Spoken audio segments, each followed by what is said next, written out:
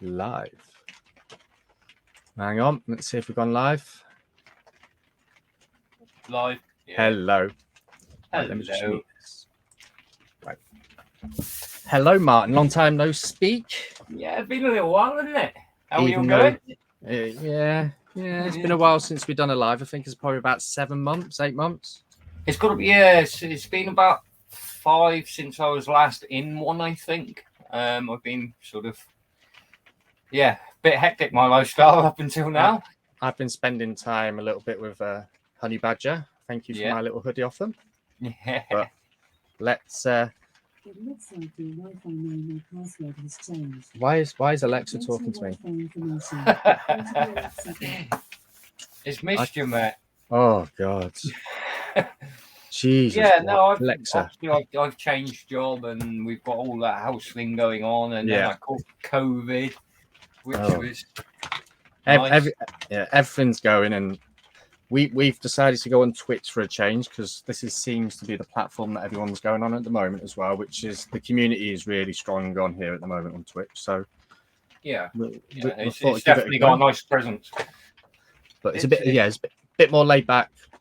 Yeah, a bit more laid back. Yeah, and there's loads of commands to learn and stuff. So I'm not even there yet, not even thinking about any of them yet. But yeah, so basically we're here today. Martin was very fortunate to spam, I would like to say, Anycubic on their live last week and won a Anycubic Kobra as a gift. So we thought we'd bring it to the community and do an unboxing because there's not many of them really about at the moment, unless people are just unboxing and just getting on with them.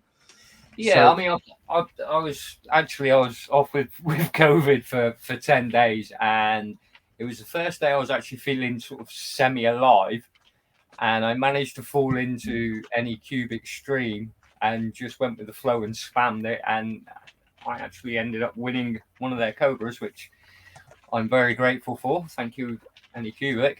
But I actually done quite well because I dropped into the Sunlu one after that.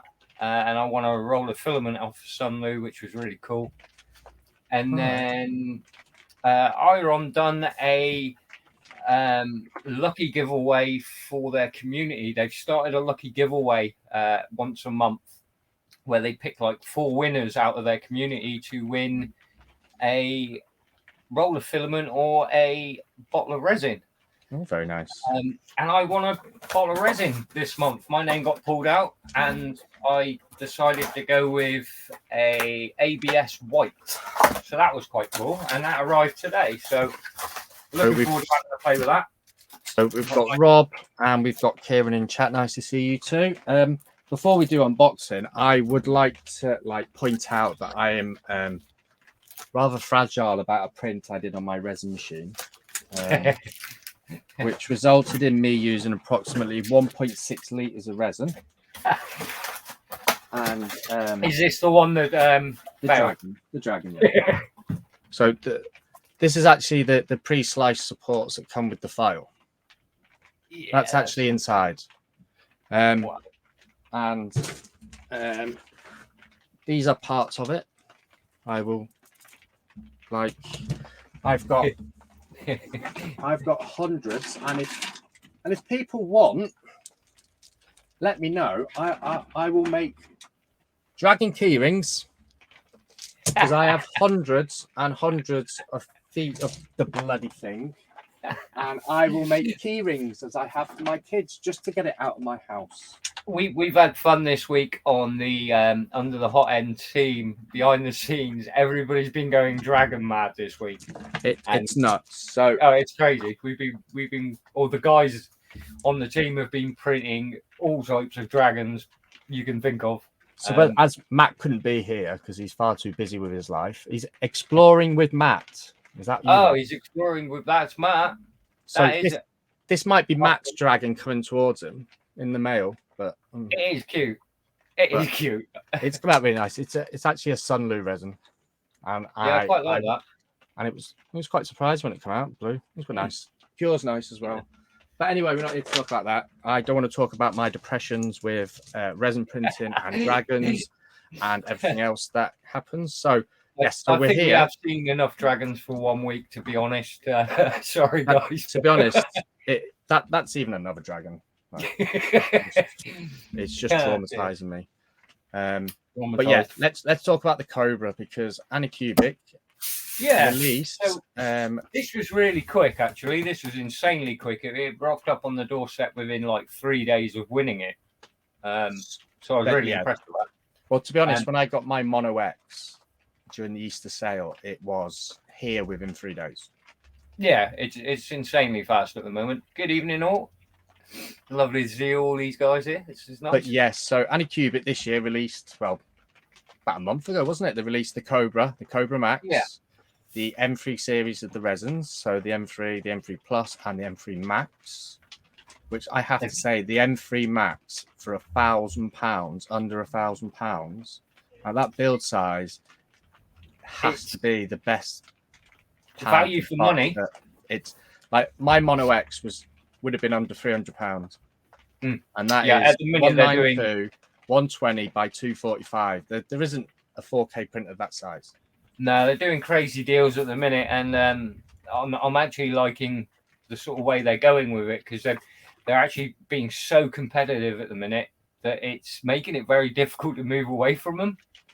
In fairness, we was actually talking about this the other day, James from Honey Badger, and that, and he was saying how competitive Anycubic have become in the market, and not just with resin printers, not just with FDM, with everything.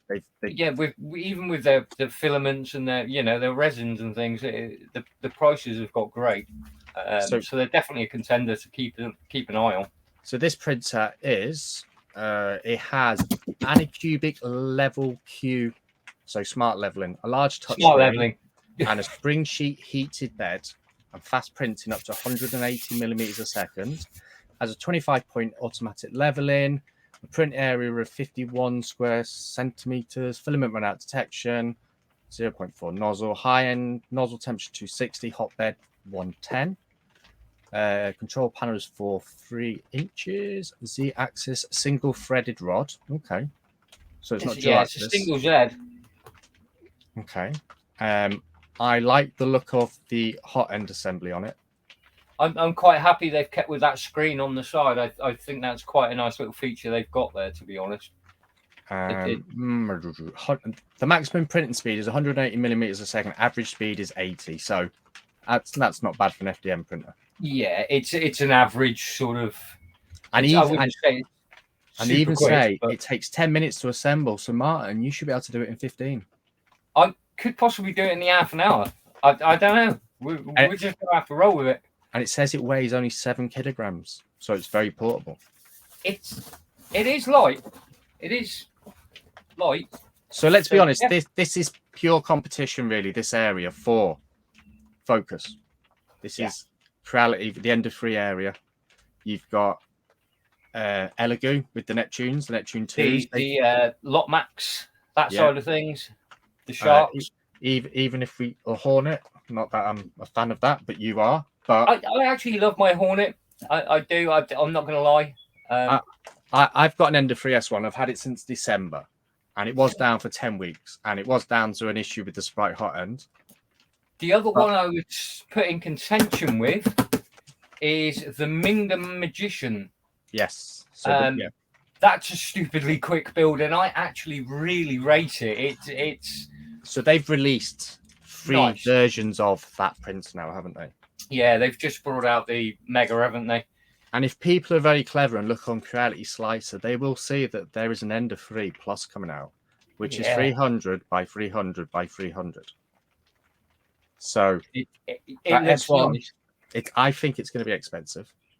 Yeah, I think it's going to be high on the pricing. But it always seems like there's always a bit of competition. So Anycubic have brought these out. Like Minga brought theirs not long out. That's the thing. Anycubic come out. I think Creality are quite strategical lately, where they wait to see what the prices are and then see where they can get in there. And like resin printers with Anycubic, let's be honest, they've really thrown the ball. Yeah, like that M3 Max. I know 2 people, 3 people that have got it, and it's huge. It's one that I've taken a fancy to, and I'm quite like, I'm on the fence at the minute. I just want to see what's sort of. It's a big print, and it takes 2 liters of resin. Yeah, see, I've got the Form Labs, and that's quite juicy on resin. Have you guys seen the Bambi Lab X1 Bamboo? No, but I'll tell you what I will do. I will Google it, and Martin will open his box. I'm going to open the box. I can't hold back anymore. It's happening. I've been waiting for 3 days to sort of get into this, so it is now time. Oh, a Core XY. Oh. Okay. Oh wow. Oh, so we got a bag in the box. Okay, while you're doing that, I'll talk about this Bamboo Lab X1 series. Wow, it comes in 4 colors. It's got a filament holder on top, which can hold 4 spools of filament. It's dual ABL. Yeah. Oh wow. Okay, so we've got. But that's got to be expensive. Quite an extensive. Okay, that's cool. This is the accessory pack, and they've actually given you a big bottle of grease, which is quite cool. That's a new one. Yeah, I've had them with some of the quality ones lately. Oh, have they? I've not had anything that's had that in, so that's. Oh, it's got some mini snips, plastic scraper, few tools. I will apologise now for Martin's camera. He is in the process of moving, and they are. Unfortunately, his wife decided to pack everything that's technology related. She sent me a solid and packed my webcam, so it's like I'm having to stream off of my laptop. So sorry, guys. But okay, yeah. So we've got nice little screen.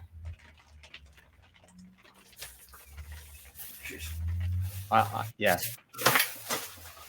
That Bamboo Lab printer looks nice.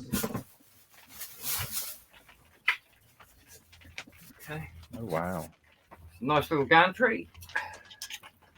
And it can send you a message as well. Oh my god. 16 minutes to do Benchy. 3 hours to do a dragon. Right, let's talk about Anycubic for now, and I'll draw over this one later. But thanks for letting me know, Dom Sculpts, for that. Kieran says there's no such thing as too much lube, and to be honest, Kieran is a New Zealand who lives in Australia, so yeah, he's probably right. Yeah, he's probably right, to be honest. Kieran's been keeping my sanity going while I've been in the Maker Deck prints. Streaming on there. Kieran's there doing the twilight hours of moderating and producing the footage. That's cute. It seems like a really small footprint, which is quite nice. It's got a nice PI bed on. So it's actually quite nice quality as well, to be fair. Everything's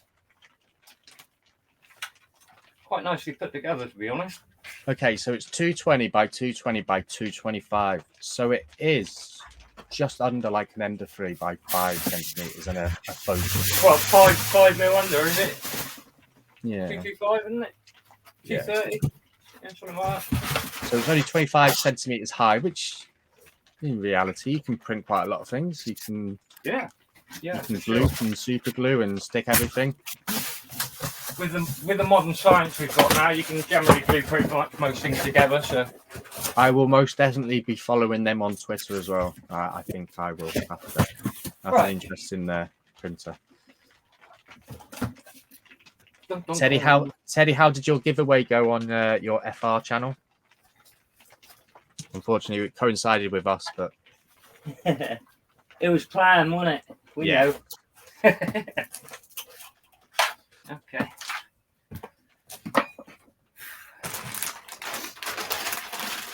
So basically, over the next week, I will be chucking a lot more up about how well this performs on the group, and trying to show a bit about what it's like or what I feel about it. But so far, everything seems actually quite nice. I'm really liking the PI bed. So Teddy, yesterday I think he posted about the M3, the Anycubic M3 resin printer, their entry one. He's had that for a while now, and he's done a bit of testing and posted some results, and I have to say, for the price, for £299 for a 4K screen, it's got a decent build size. It's good. I don't think you can really beat some of the prices they're coming out with at the minute, to be honest. Let me just go onto Facebook and I'll get Teddy's group so I can post links for it, so anyone can join. You don't have to be French. Thankfully, Facebook translates everything for me, so I understand everything that's being spoken. Even though I do sometimes. Have you ever tried the translations on Facebook, Martin? Because on some of the ones in French, it's like "Good evening, you bastards," and I'm like, I'm not quite sure that word translates like that. But to be honest, I kind of struggle with English as it is. So when it comes to the translation, I'm there for about 10 minutes trying to work out what I've put. I'm pretty poor with the whole translation thing. I seem to sort of get by. So poor Chloe in the French group, the FR group, Chloe, she's amazing. Yeah. Some of her prints are fantastic, and God bless her. She comes into the chat and she can't understand the word that's being said of the English, and I feel really bad. And I've tried to Google Translate, and I just look like an absolute banana trying to put French words in a chat. I feel really bad. And to be honest, that's probably the way it's going. They're just about to hit 10,000 members, and their French group. That's big. Theirs just gone really well. But then, if you see the amount of work those guys put in, it's well deserved. But Teddy's asking, how's the structure? It seems solid. How does it feel? To be honest, so far everything is super solid. It's got that plastic top of the gantry. That's the only bit of plastic other than the casings. So everything else is really actually quite nicely put together. It seems very sturdy. The filament holders on these new generation of printers is really peeing me off. This one is just one of the standard old schools. So it's like a diagonal metal. Sticks up at an angle. So the end of 3, I like the idea, but if you want to put it in an enclosure, you need to put about 20 centimeters on top just to get a filament in. Yeah. But I am going to print a little thing so I can put the run out sensor on. But the bad thing I found with the Minger, it's around an ender size build area, but because of the handle and things on the top of the gantry, if you're like me running a black system, it won't actually fit in even if you've got the 100mm extenders on it. And this is where you will come against with the Anycubic, with the Ender 3. They've all been designed to have the filament on the top and the run-out sensors on the top with this on the bracket. It's frustrating. Like with the Focus, put your 4 screws in, you can have the filament hanging from the top or wherever you want to put it, and it prints really nice. I'm still a huge fan of the Focus, purely for ease of print and maneuverability. Yeah. It fits in my lac setup. It fits in the boot of my car quite happily. You know, I've got a small. Most of you have seen I've got quite a small sports car now. And what I'm finding is compensating for something, but that's another conversation. So Teddy is responsible for Focus doing the print upside down competition. He is responsible for that. Yes. But I have to say thank you to him because I got so many views doing that on TikTok. It was insane. It was fun. I enjoyed that because seeing some of the prints that come off it, I was actually like, yeah, that's cool. Sorry, excuse me, I'm big. I'll put Martin big so you can actually see more of the printer. And plus he's getting over COVID, so we can pick on him. Yeah. Yeah, so the watching those upside does it down fit in the sink? What, the printer, or does the sink fit in his car, Matt? It wouldn't fit in my car. It certainly wouldn't fit in my car because the boot on my car is tiny. He's asking if it fits in the sink. But this would probably just about fit in the sink, yeah. I've got a big one of those old school farmhouse sinks, so yeah, it'll definitely fit in. Definitely. All printers fit in the sink. We'll go in the bath. But I know Teddy's a fan of the Mingers. He's the- had one the- of them and he's put it through its paces. Yeah, I've got the D2, which, to be honest, I was quite happy with. It done what I needed it to do. And then obviously I got offered the Magician X, and I must admit I love it. I think it's a great little unit.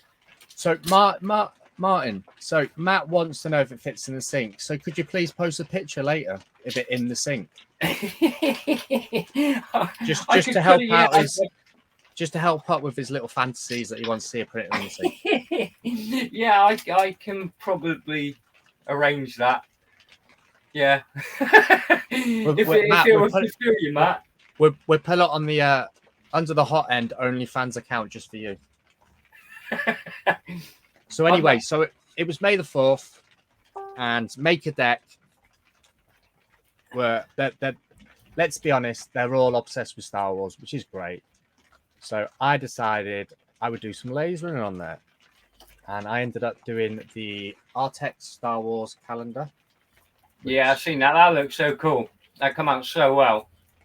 So I am actually sending a few of these across the pond to America to Chris and Liz, or Pez Liz, as she's known on here, who lives in Canada, and a few others. And Chris is going to send them on for me. So I'm going to put some little personalized stuff on the back for them that they want, just to, I don't know, give that personal touch. But I have to say, I love the lasers. Absolutely love the lasers. I've got two here. I've got a Focus in the middle of the Atlantic Ocean somewhere at the moment. Well, we hope. And I've got to say, Teddy, that Two Trees one, that TTS 55 is a little machine. The power. It's a 5-watt output. Fantastic. I've got air assist on my atom stack, and that print. Well, that laser's really nice, but I had to turn down all the settings for the Two Trees. It was burning through wood like it was on holiday. It was smoky as hell in it, and I have an extractor fan that takes all the smoke outside. And I think it's about $200 at the moment. It's roughly a pretty good price, isn't it? From what I've seen on that one. $220, and it is 300 by 300 laser area. You can buy an extender kit for it, which makes it 420 by 410. So it's in the atom stack sort of range. But I love it. I love the motors, the Z motors on the outside. I love the little head unit. I love the little. People don't like it. I actually like the little leveling piece of alloy because it's been CNC'd out for it purposely. I know. So out of all of them, which is your favourite at the minute? I would have. I like the Two Trees. I really do, but it is a bit. I do like the Two Trees. I like my atom stack because it's a 5.5 output, which makes a huge. Which doesn't seem like a big difference, but it does. And that has air assist on it, so I can, for example. Hold on, let me just get some bits. I'm so I'm such a professional that I don't actually have anything lined up properly. So I am in the process of doing a logo board in my little print shed because I have nothing else to do during the day when I'm home alone. So I have Honey Badger. I've got my own logo. I have the Sam Prentice, or the real Sam Prentice. Yeah. I have Akuma Mods. We all know Akuma Mods. An absolute, the resin god as he likes to be known. We've got Tripod's Garage John. Love his stuff. And the only one you ain't got up there is under the hot end, I bet you. Not yet. and I've got Modbot, who I absolutely love going to his lives. His Modbot Army channel on YouTube is fantastic. It's just hit over 1,000, and he's just had a massive giveaway, and he's given away one of Boron V01. And the actual main print laser I did on May the 4th was this, which is 27 centimeters by 27 centimeters. And so on 1/4-inch ply, and this was done on my atom stack with air assist, and the quality you can't really tell. It's hard to show on the camera, but it come out so nice. It's that's cool. It comes with like a for cable management on this, it comes with an actual cable clip that you screw into the Z rail frame. Every time I go live, it always rains. Always. So yes, cable management. I think the Ender 3S1, that cable management is so much better. And I know you can buy the Sprite Hot end to replace on a standard Ender 3 or a Smart or an Ender 5. There is the luxury to do that. I think it'd be a bit of a ball breaker, but you can. It is a bit finicky on this wire sort of hold because you've got to get it to come down and screw into the actual frame bit. That is very true, Kieran. It hasn't rained for it rained 2 days ago because I left a whole load of washing out on the Maiden and it's still out there. So that's been washed twice by God and once by me. And before that, we didn't have rain for a week. So yeah, we're probably due 2 weeks of rain now. My sons have got a tournament on Sunday, so they're playing at Southport Football Club's home ground because we're part of the grassroots team there. And my youngest son, who's 8, is playing for his team in their first tournament, which would be awesome. And I coach my 10-year-old son's team, which is an under-11s, and we have our tournament on Sunday as well at the afternoon. So Sunday's going to be a busy day. So I'm going to have to put a nice big print on for Kieran to keep a watch on for me on the Maker deck because he has nothing else to do during the day or at night time. But yeah, I'm really excited because my 8-year-old, we just played in the friendly now, and that's why we're a bit late. We literally train next to where the ground is, and he's so obsessed with playing on the grass there, which is amazing. Yeah. You know, it's all those little things that, you know, he'll remember when I'm 90-ish. or sort of. What, playing in the grass? Yeah. So we got Bio Nick in here, or Nonfam as he's known on YouTube. Nonfam. Yes, he's everywhere. He is everywhere lately. Good to And see one it. of these days, Nonfam will come on one of my live streams because he has Yeah, you got to come on and join in. You got to join in with us. If anyone wants to come in, just ask. I'll send you the invite. Yeah, I've got no interest whether it's anyone who wants to come on. If you want to come on. Let's have a. As long as we keep it semi-clean, we'll be all right. Shits and giggles. Let's have a bit of fun. But Nonfam, you will come on here one day. I assure you. You were my you're my Raspberry Pi and my Occuprint because every time a fail happened on my YouTube streams, you would tell me. And you can't get hold of Raspberry Pis at the moment, so Nonfam is priceless. Okay. Yeah, so basically, this is there. I've got to screw the front screen on and the Right, I am going to point out the obvious. That stepper motor right at the back is in exactly the same place as on the Ender 3 and the Soval 01, the Pro. That is the same as the Mingda if you had one, except for that's got 2. Tell you what, that factory is exceedingly busy making all these printers. Yeah, they must be flat out, mate. Unfortunately, like FL Sun are struggling at the moment because they got their V400 due out soon, and they've got loads of COVID restrictions in place at the moment. So they're really unable to keep people updated with new pictures or new videos or whatever. But they've got a massive competition going on at the moment, and you can win up to $2,000, I think, if you win a new V400. Let me find it, and I will put that in the chat because. Unfortunately, it is a benchy print off, and the rules are quite specific. Oh, the speed benchy? Yeah, and it has to be printed at 200%. It's got to have a certain percentage of thin film, a certain percentage of lines and whatever else. Yeah, it's got to be certain infill and all sorts, isn't it? Yeah. Yeah. Let me find it. I will put that in there because I'll share it for FL Sun because, to be honest, they're awesome.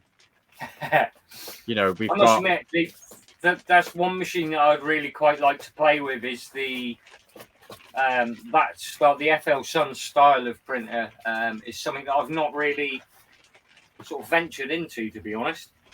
We've got, so if people know who we are, so I'm this is Martin. He started under the hot hands. I'm Carl. I'm his right hand man.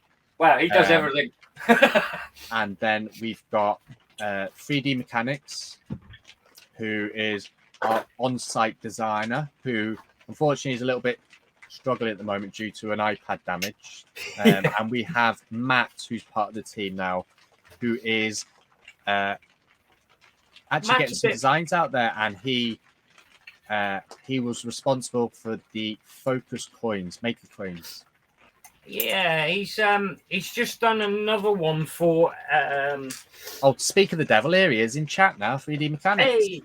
Hey, yeah, Matt's just done another one for a project I'm working on with Sunlu at the moment. So hopefully, let me get this in the chat soon. Because who doesn't want to win a few $1,000s? That's American dollars as well, Kieran, not Australian. So basically, that's that there. That's me. I don't even want to ask how much it would cost to ship a V400 to Australia. I think it is. I'm actually thinking that one should be in there, but Bionic, I will hold you to that. He will join eventually. I mean, just come on for laugh. For nothing else, just for a bit of a giggle.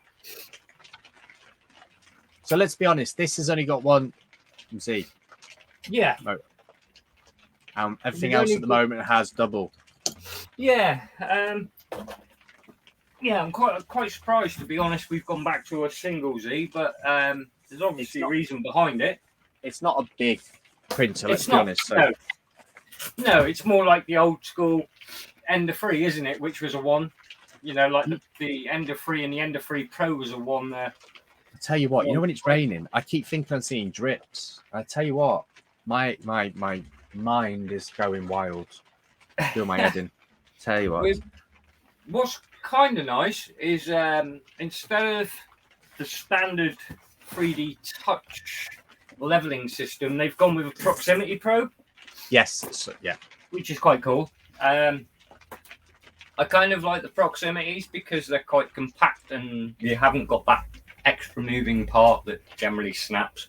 So this is the printer that is potentially before the Viper. So in their market, so you got this, the Viper, and then you got the Kobra Max. Yeah, which is the big brother. Yeah, that thing is massive. I did look at that and I thought, cool, that's quite nice. And then I looked at the sizes and everything else. I thought, actually, that's quite big. And talking of the Kobra Max, Sam Prentice is actually printed on it now on MakerDeck. Kieran, do you want to put the link in here for MakerDeck and just share it out? Because what the community is about. But yeah, the Kobra is like what? 40 by 400 by 400 by 450. That is so we're up in the realms of large CR10, aren't we? Oh yeah, really. So sort of. My CR10 Smart is 300 by 300 by 400, so that dwarfs that. Yeah. My Anycubic Sharon, I think that was Matt. You'd probably know on that one. I think that's around the 400 mark. The Sharon, they're a big base. So is this built now? Was that it? 4 screws, 5 screws, 6 screws? Yeah, basically we had 4 screws for the gantry.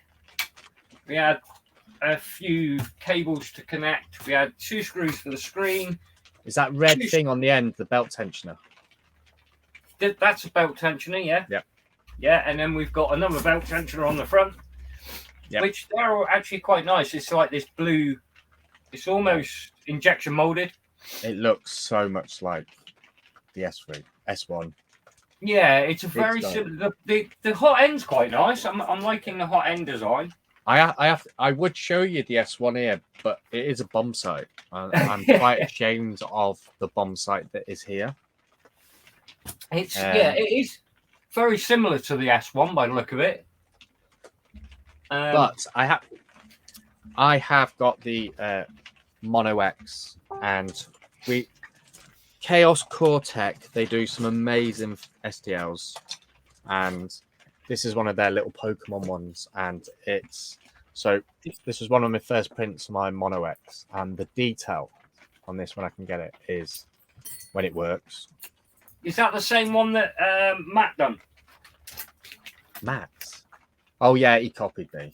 He copied you, didn't he? Yeah, he copied. He done it in the glass green, didn't he? Yeah, that looked better, but look at the detail in that. It is awesome. It's a really nice design, that. And this is self-made resin because I mixed white and grey because I'm too tight to open another bottle of grey. And then I went the next level up because the boys want 3 of them on their bedroom wall. See, I'm really tempted. I want a hollow one so it hasn't got a bottom on. There's no bottom on them. I'm tempted, yeah, exactly. But just bigger. Put a big tea light in it, an LED tea light, it will look wicked. No, I'm actually thinking my Dachshund, I've got like that would probably fit your dog's head now. Yeah, I reckon a little bit bigger, and I can get air to run around in that, and that'll be quite cool.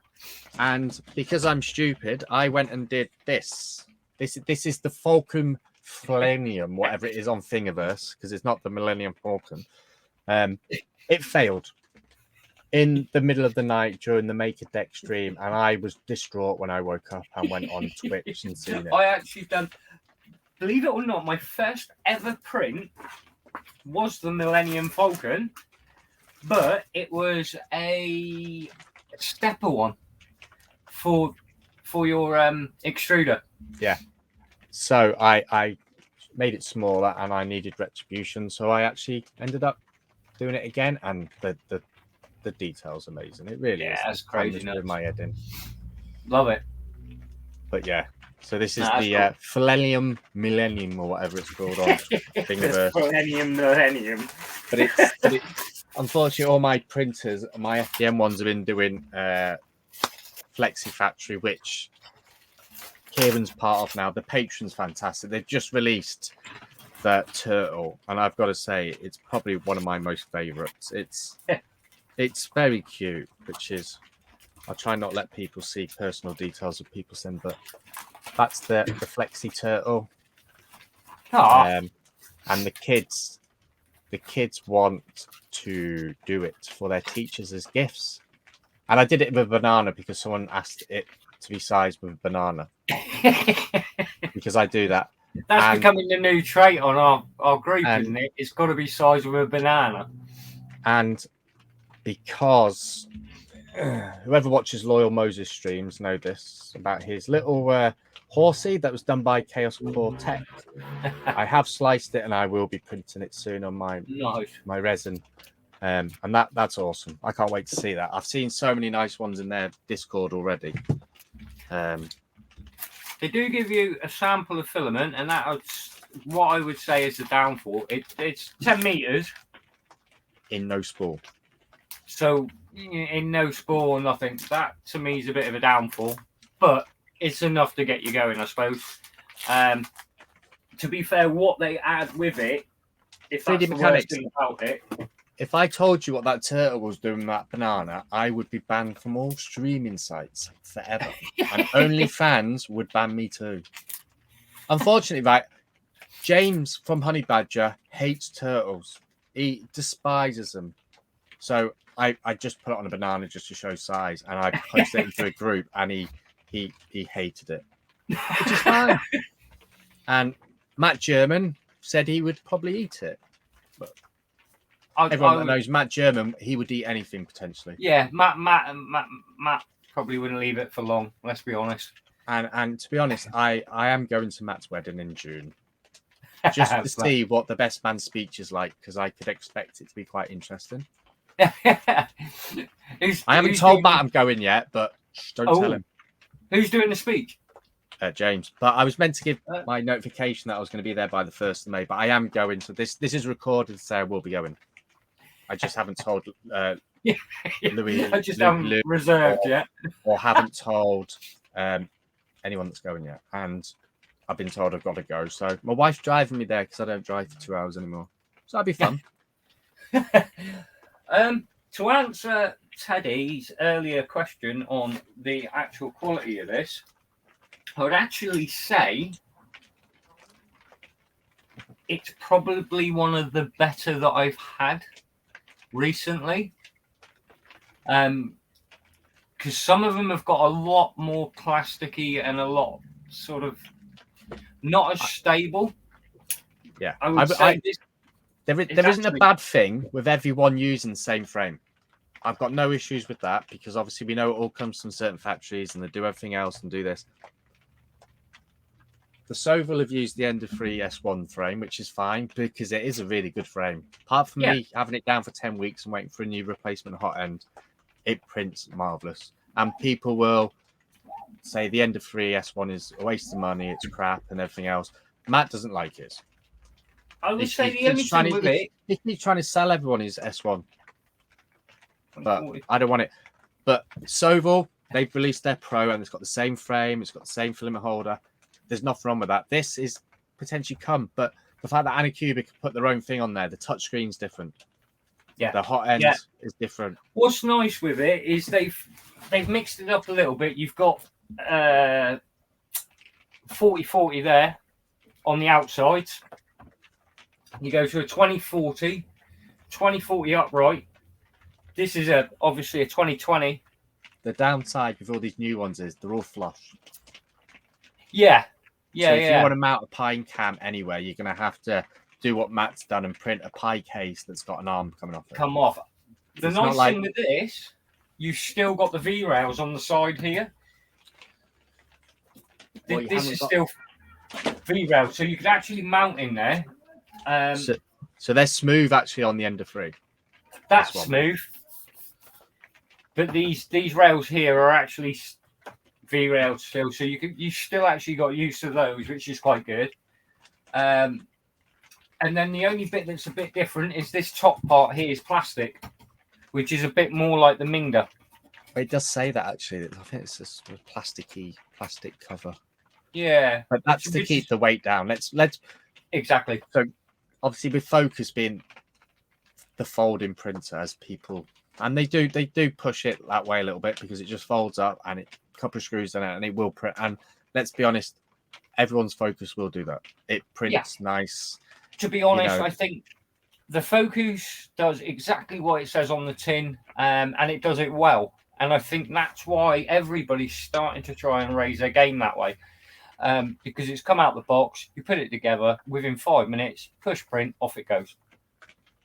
Yeah, but this because it can print potentially 180 millimeters a second. That's the way the printers now in the FDM market are moving towards. No one wants a printer that can do 20 millimeters a second. No. I mean, the Ender 3... The Core XYs are all out there now. Let's be honest, more people are bringing them out. We know Focus are bringing one out, which will be available November time. So we've got the Jade logo coming out pretty soon. Which has been delayed a lot, let's be honest. But it from has. updates on their group, they've made some huge improvements to what people have actually paid for. And everyone's going to so another James I know has got a print farm. He thought his Voron could be quite a workhorse for him because he does have a print farm, and he was a bit disappointed with it. Right. It weren't so stable. I don't know, because if you want to benchy, you can do in 5 minutes on a Voron, great.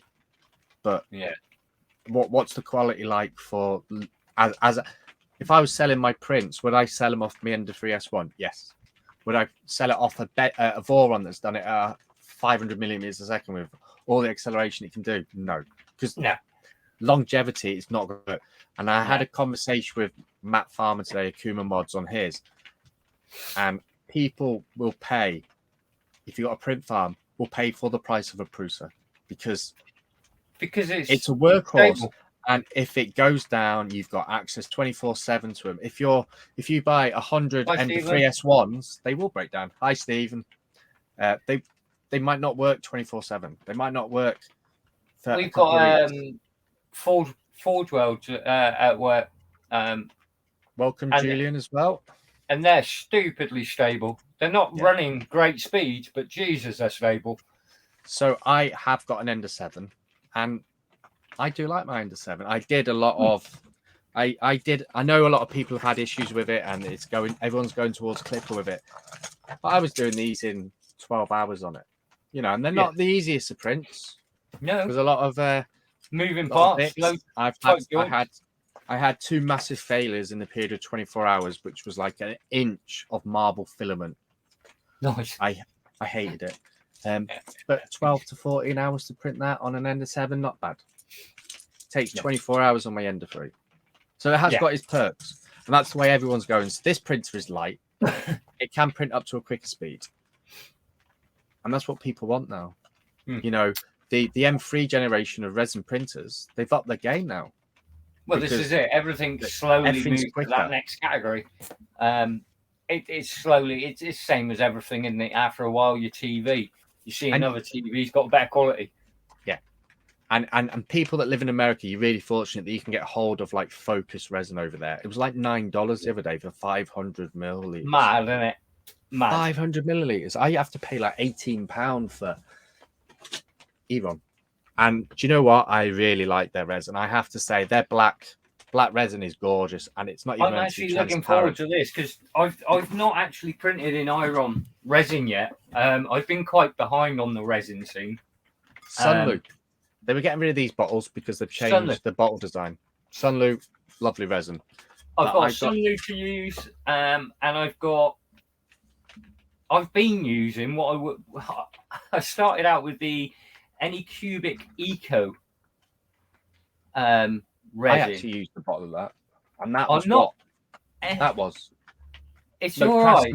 Craftsman resin. That's what I used.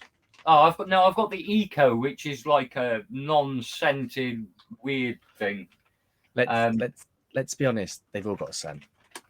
It's still got a scent.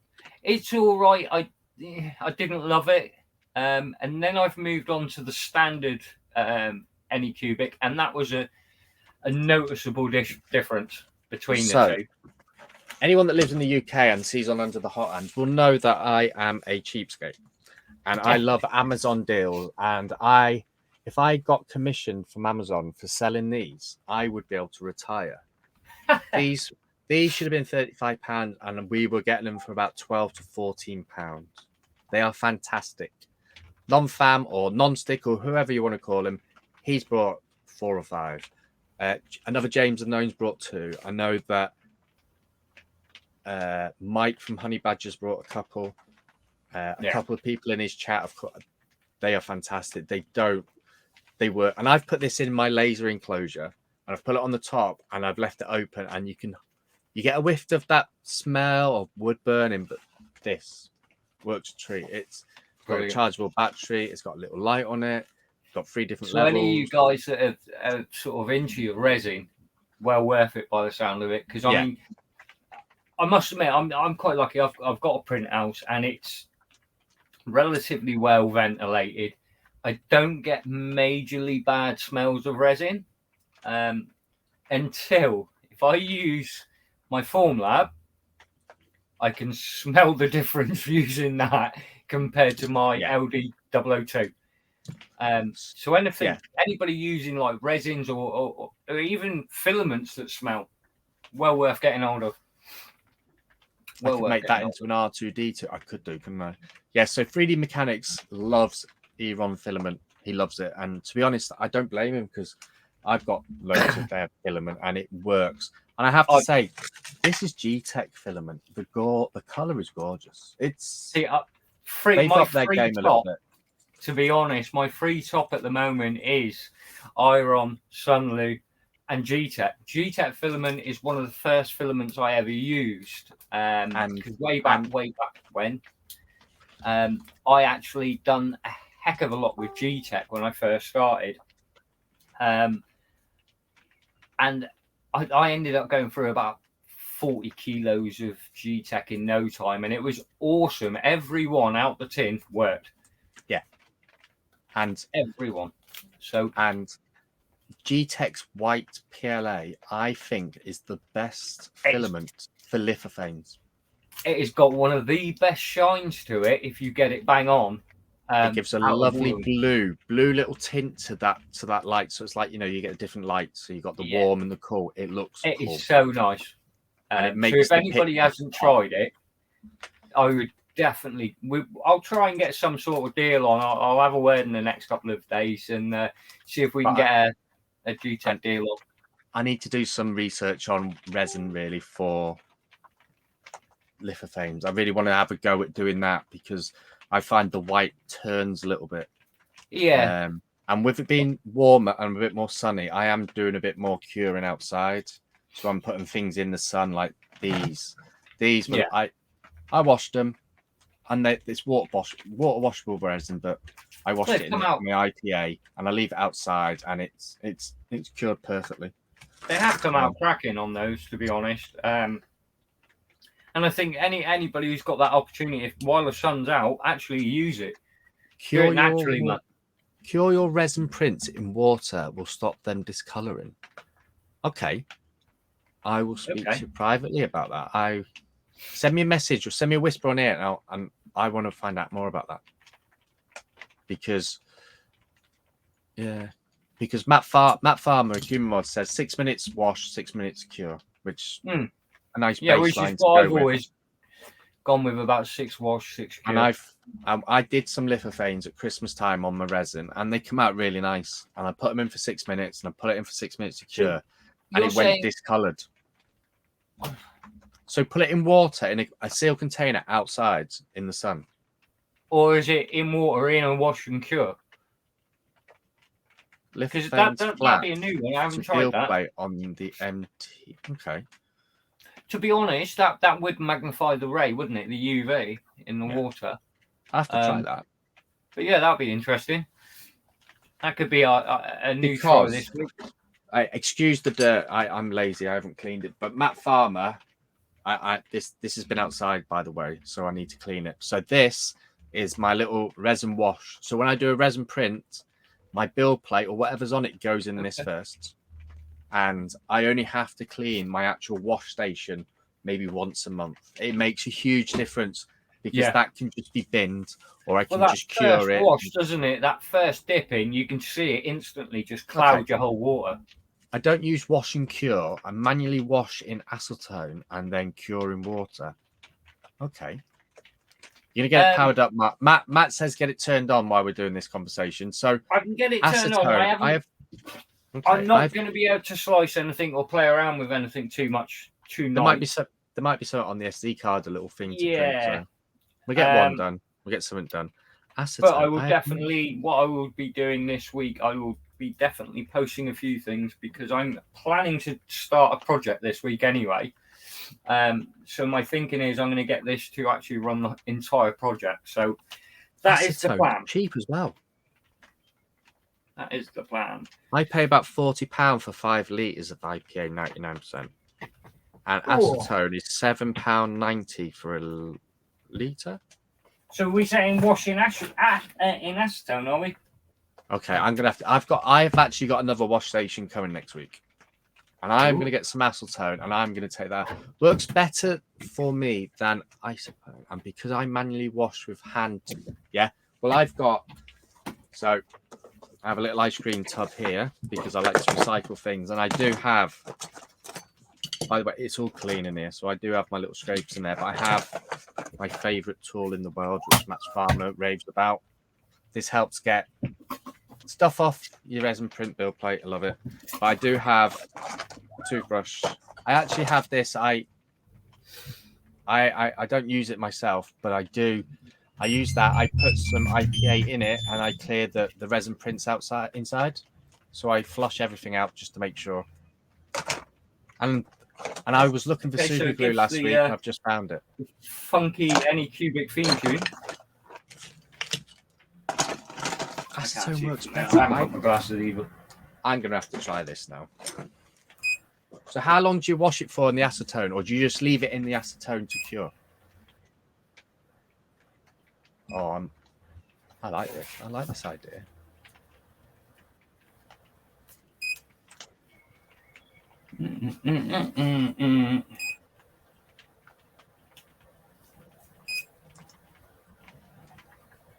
Acetone. I never thought of that because Matt Farmer of Human Mods was doing distilled alcohol for his. He uses that. He doesn't use IPA anymore.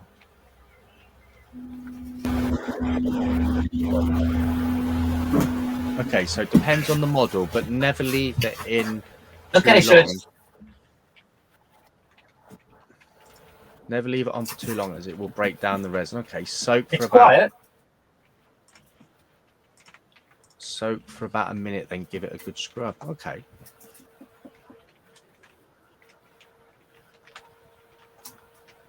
It is very quiet, this. Well, I heard their little funky ringtone that started up, in a bit, but and that's it. I've just honed it all.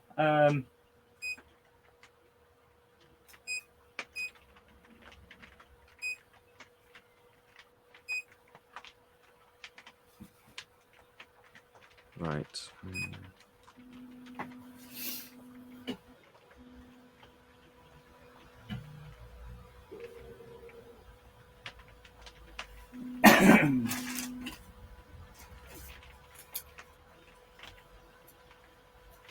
So Matt Farmer wants to come in. All right, I'll send him the link. Let me send Mr. Farmer a link. I think it's actually warming itself up as well, which is quite nice. It's not actually leveling cold. So, Teddy, have you got any of these Anycubic FEMs coming your way? Which one it was now. It always used to level cold. And then when you went to print, when it heated up, it was out. Yeah. Absolute nightmare. Invite. Hold on. Yeah, it's warming it up. That's cool.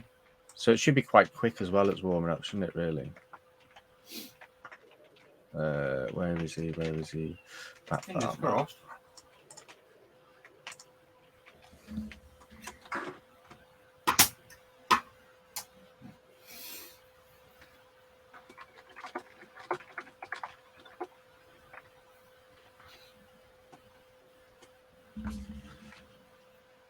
Oh. Like looking at that. The You'll be shocked at how much easier the print's clean. IPA just moves quite resin around and made from it. Okay, I'm definitely going to look at this because I want to find a way that's like so. Digital Taxidermy, the website, the group, or the business, they are good friends of Martin's, and I've got to know them as well. And they did an interesting video actually on their YouTube channel about what to use from, I don't know, Poundland, which is in the UK, a shop that's everything's a pound, which in fairness isn't a pound anymore. Cleaning methods, wasn't it? And they were finding like English, well, British alternatives to like mean green and stuff like that. And the video was really good actually because it highlighted that if you really want to resin print, there are alternatives to having to spend £45 or 5 litres of IPA. Or, you know, you don't need a washing cure station. For any of you that haven't seen Digital Taxidermy, Neil is very much about minimal waste. So, like, their designs are actually based around using empty spools to turn them into models for scenery on gaming, and basically the prints are all support free, and I will post a link now. Absolute minimal waste. So if anyone's watched us in the past, they will know. So Neil used to come on and do with Martin, and I joined in towards the end. And they do a lot of stuff on Kickstarter, and these have the actual. So if you got the S1 dryer from Sunlu and the JO1 and all them, they actually designed with Martin's help and all that a filament holder which fits onto a lax table. It fits onto a wall. Well, that was actually mine and Simon's design. Well, Simon, yeah, I forgot Simon. I come up with that one. Simon helped me design it, and then we put it onto their website. Anybody can download it for free. And it is really good because actually it hit over like over 2,500 views and likes or whatever on TikTok because I'm a bit obsessed with there. But yeah, we had good fun. They're very much about making everything to a minimal budget rather than having to spend a fortune for cleaning methods or model methods or painting methods. Some of their videos. Yeah, so they do a lot of TikTok videos as well, and they do a lot on YouTube, and they do a lot on Kickstarter. And I'm not really into tabletop gaming, which Martin knows, but there's some of the resin prints on there that I've got in my basket waiting to do because they're cool. They've got lots of like old World War sort of vehicles or soldiers, and I actually ended up chatting to 3D Mechanics actually over one of his STLs he was doing for a tank. Yeah. Because he loves like World War stuff as well and military stuff, and I really want to put my resin printers and my FDM ones to like a project to, I don't know, a Challenger 2 from the British Army or a Tiger tank from the Germans military in the 40s and all that sort of stuff. I want to do because I love stuff like that, and I want to learn to paint, and I don't have the patience to learn to paint, but I will. And I might do it on here so everyone can take the mickey out of me. Because Martin said he will teach me. And James and Mike for Honey Badger said they will teach me. So I will happily even come on here and we'll put out a video on basics of painting or something. I'm more than up for that. I print in a colour that stays that colour. I'm happy with that. But I will extend my skills. But seriously, have a look at that link. I know Nonfam spent a lot of time in our lives and all that, and does. Go and sign up. There's loads of free stuff on there, and you'll get notifications of their Kickstarter. Free models. And we're always about supporting individuals. So if Matt wants to send me his links for his STLs on Colts or whatever he's got it on, send it to me. I'll put it in the chat. Video Mechanics, post your link, I'll approve, or whatever else. You know, this is what the community is about. I've been fortunate, and like Non-Stick or Non-Bionic and everything, they will all go to like the Loyals live streams, and they're fantastic. And he is giving like a monthly support for a select designer, and it's Bugman this year. Filament helps in a printer. So last year it was Fix and Dude. Last month was Fix and Dude, and did the BD1, I think it was. This month is Bugman. And I got to chat with Loyal and that sort of community over by printing Halloween stuff. Actually, I had COVID in just before Halloween. I ended up being quite ill, and I was printing pumpkins because of Loyal's obsession with pumpkins, and the social interaction with them via that was amazing. Do you need to adjust the Z height like on the S1? So how do you do the bed leveling, Martin? Right. So basically, on the bed leveling, do an auto setup. You have got a manual Z as well. So you've got a manual Z adjust, which you can save pretty much like, well, the Mingo is the same. It had a little manual Z. You could adjust it on the fly. The last video I did see on this one, they did do a manual as well as doing the standard. But basically, he adjusted it by 0.2 and it didn't make hardly any difference. So I think I'm going to wing it on this one on the fly with just the auto leveling. And we'll just see if we can print off a standard. Obviously, this week I'll be trying to dial it in a bit more. Seeing what we can do with it. Matt, send me the link to all your STL files, please, mate, on whatever side it is, and I'll share it in here.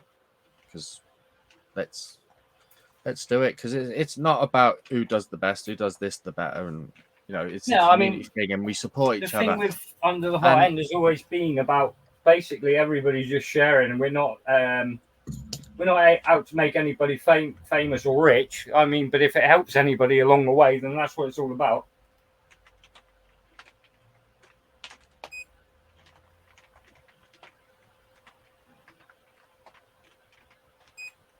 But yeah, and this community is, let's be honest, can be toxic at the time, and let's be honest, 99% of the time it's amazing, and those 1% can ruin it for people. So like Dom Scholz has come in here and talked about acetone. Awesome. I didn't even cross my mind to do that. or even consider it, because I was looking at the distilled alcohol that Akuma Mod uses. So I've got a few things I want to be testing now. I'm interested. And this is what the community is about. It's not about who can have the most views, who can have the most likes, who can have. It doesn't work like that. Let's be honest. I've been around for quite some time and done different lives with different people and all the rest. And all the way through, I've always said, look, it's not a case of I want to go out there and be famous on streaming. I just want to go out there, and if anybody picks up any information off of that, that's all I'm looking for. And yes, I am actually. No, Martin's older than me by the looks of it, but I'm the face of Under the Hot Hand. Yeah. Cole does a lot more in the front of things than I do recently. So that cult link is for Matt or Matt's 3D prints or whatever. But yeah, Matt, he's done some pretty cool stuff actually, and he did. Oh, where have I put them? You know when you need stuff, props. He did the Focus Maker coin for our 1K giveaway.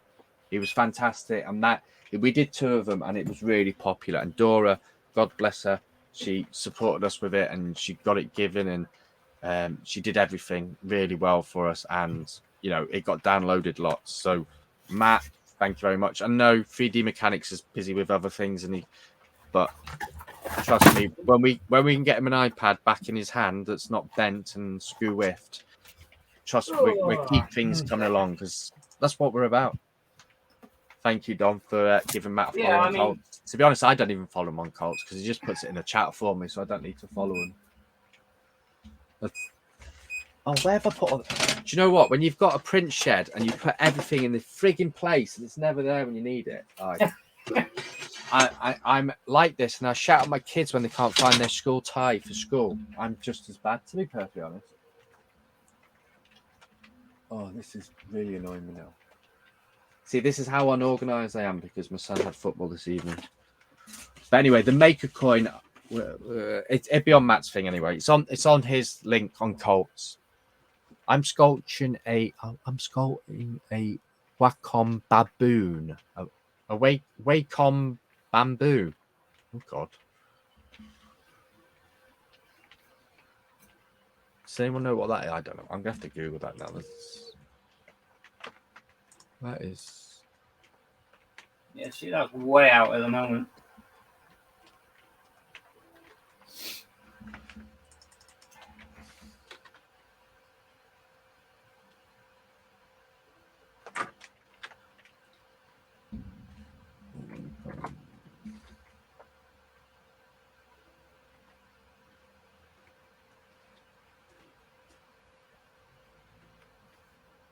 Okay. So yeah.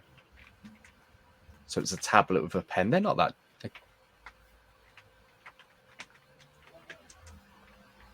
Okay. Does that So this might be an alternative for 3D Mechanics actually.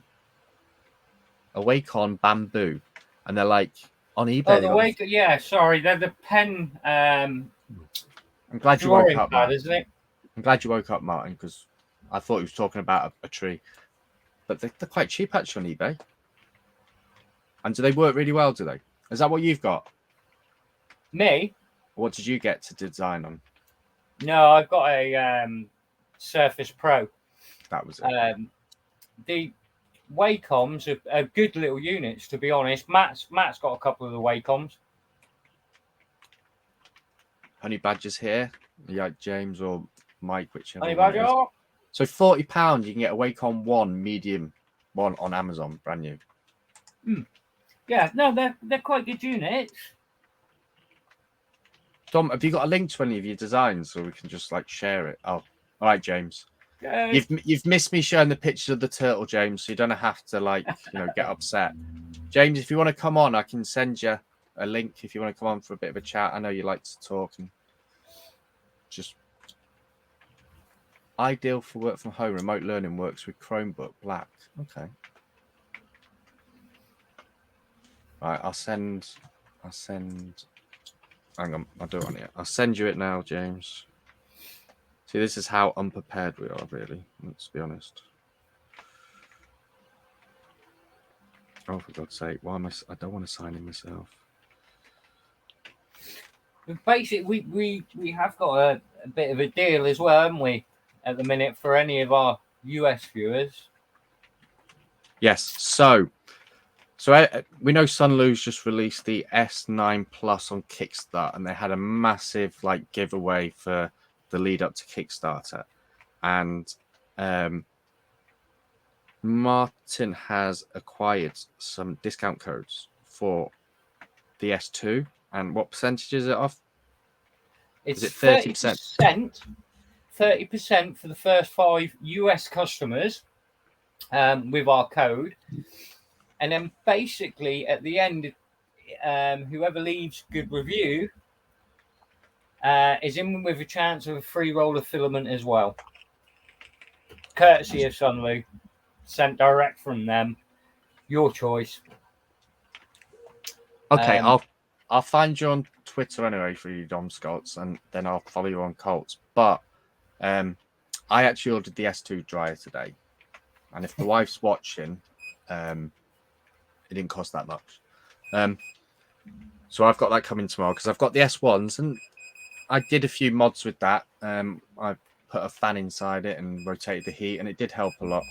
I've sent you the link over now, James.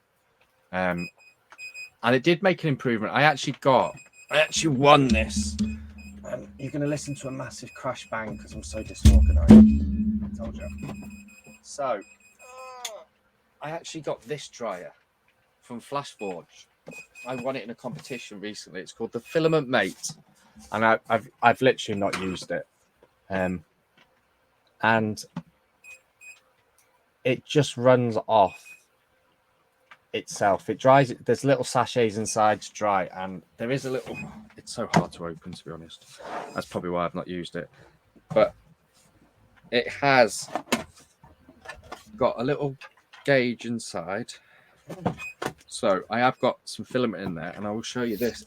I quite like it actually. So, oh, here he is, Mr. Handsome. Chaps. How the devil are you? Got a little reader there that tells you the percentage and the temperature, and it's got these little corners with. I'm not going to even. I'll break it. I don't want to do a James on live, but yeah. And apparently that's about £25, and you just literally put your filament in it, and it does its job, and then you just stick them in somewhere to dry every now and again. But I quite like it, and you can mount it anywhere. It's quite flat. Get in. Better than nothing. Have you seen the Tig Tag at the moment? They've released their files, haven't they? Yeah, so you can make your own. For the build your own filament dryer. Yes. Well, I think they're doing loads at the moment, aren't they? They've got like 9 projects on the go all at once. Yeah, well, I was involved at the beginning on their belt, and at the time we were going over ideas and projects, and I think they ended up putting out 14 through beta at the time of different things, whether it be from a main board, a dryer, or a printer. It was just everything at once. It was like, well, they've lost 2 units for the belt kit for me. Well, they've I know so Vincent, the main guy. I've lost interest in it now. Yeah, Vincent's been off with COVID for the last month at least. So it's been quite quiet on that front. They've dropped out a little bit at the moment. But yeah, I'll be interested to see what they actually do when they come back. Well, everybody's screwed at the moment, aren't they? Well, yeah. So, like, it's FL Sun, they were saying about they can't get any details or pictures because COVID's locked down their units. Yeah. You know, the other week it was Creality staff and Sunlu. Sunlu staff were working from home, so they couldn't get prizes out. And anyone that's here did win a prize in our 1K giveaway. Sunlu will get them sent out hopefully in the next week. Yeah, I've had a couple of people reach out to me this week on their prizes. They are all aware, and they are trying to get them out. And I am reassuring everybody it is. And it's not just us that's struggling. Like James is waiting for a rat rig to appear, and it's on holiday. Nice. And I like to mention it because it really annoys him. So the country of the Netherlands has had this rat rig since the 23rd. I don't think I'm getting it. I feel like Ray has stolen it, and now I just have to blame an entire nation for his Or Vincent's got it. Or Vincent's got it. Yeah, someone's had it away. Vincent could have had it. Yeah, so they've opened a case with DHL, but I'm not hopeful. If it's not moved since the 23rd, like that's 3 weeks nearly. Direct from there, was it? So it ships from Portugal. Right. So it went all through Portugal and then it shipped to the Netherlands and then it just stopped. So it's interesting that as soon as it went into the country that Ray lives in, immediately stopped moving. And like Jane pointed out this morning, it doesn't travel in just one box. There's like just 3 4. or 4. Multiple. It's 4 boxes. And it's so a Ray's 400. sat there smiling at the minute and you're still there chasing it up. Yeah. It's a 400 by 400, so it's not something that you would lose. It's not small, either. No. Yeah. Which is annoying. And what board were you getting with that? Was it the duet you were going for? No, I think it's an octopus you get with it. Ooh, There's really very little point to a duet board anymore. Yeah. So the reason, so duet originally were and still are to an extent. They're the gold standard of main boards. They're pretty laid back in Holland, Netherlands. That's true. I agree. You know, there's sometimes we have to tell Ray when he's on live to actually sit back up. Or Vincent falls asleep. Slid off his seat. Yeah. So yes, it travels in 4, and the only thing you don't get with it, you don't get the panels. They won't ship the acrylic panels. So I've got to find somewhere. They give you all the DFX files or DXF files, sorry, so you can give it to someone to do. Oh, sorry. I can do it on my Anycubic, me Atom Stack. It's big enough.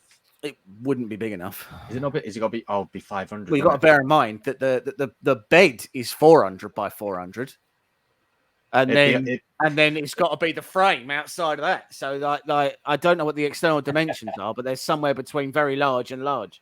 It'd be on a crate on the front of someone's bicycle. So what? Big bike.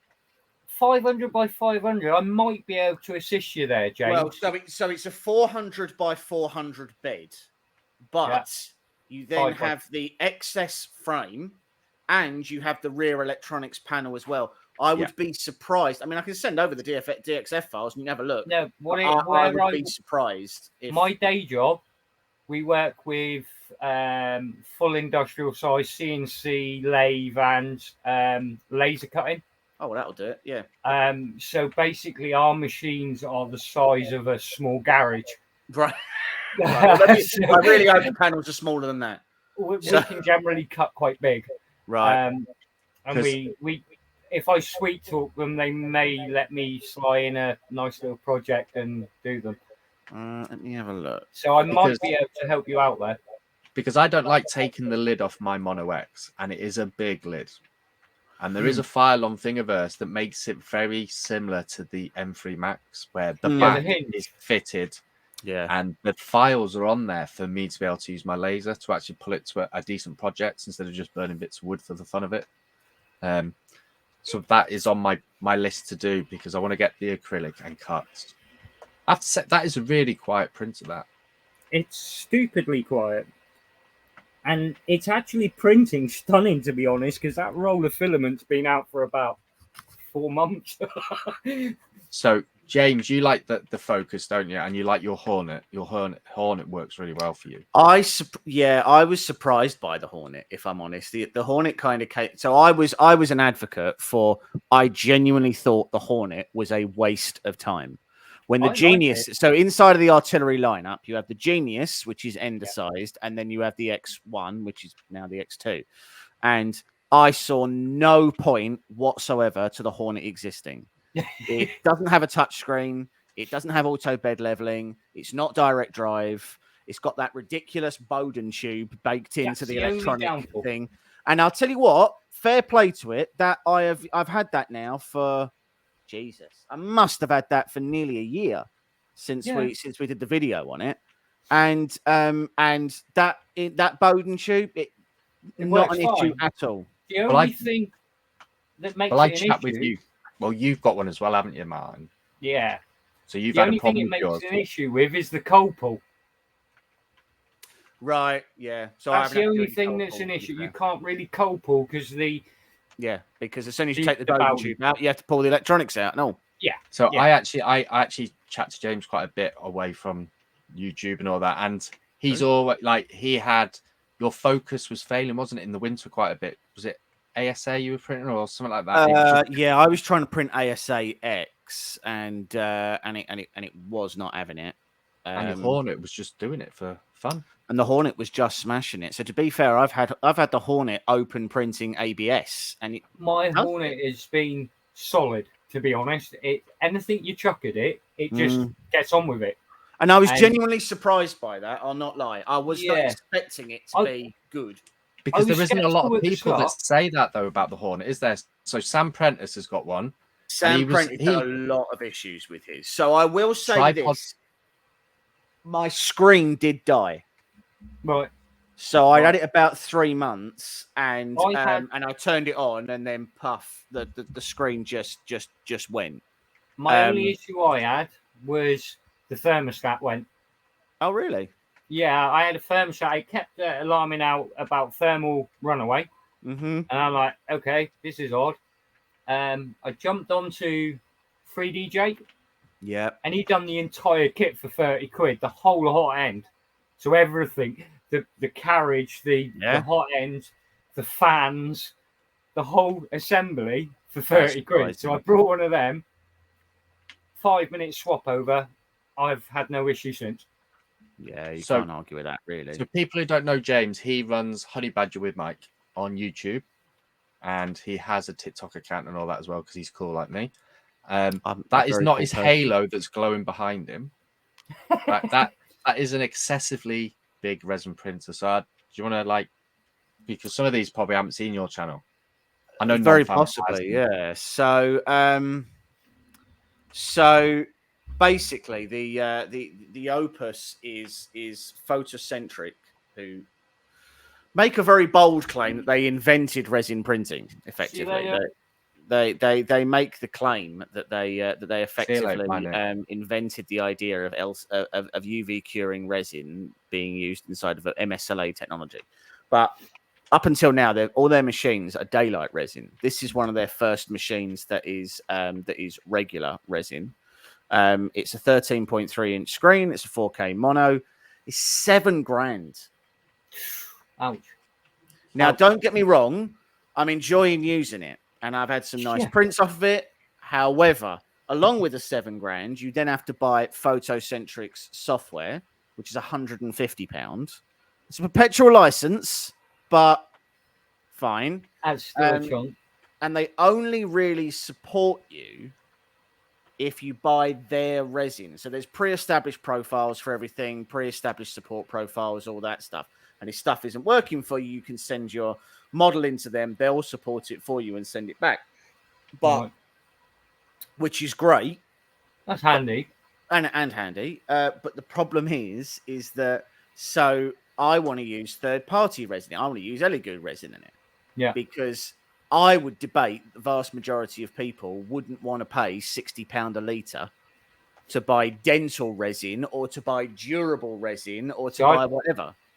Yeah. I'm mixed because obviously I have Formlabs, the Formlab 1. Yeah. The 1 Plus. And that's like 120 quid a bottle. Yeah.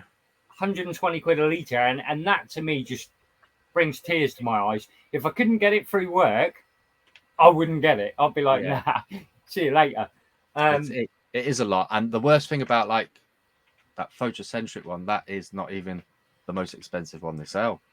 Because obviously I was chatting to James and he was like, oh, I might consider. And he was like, I just can't justify that cost. It turns your hobby into a very expensive pastime. So let's be clear, right? This machine is not for you and me. No. Right? It's not for you and me.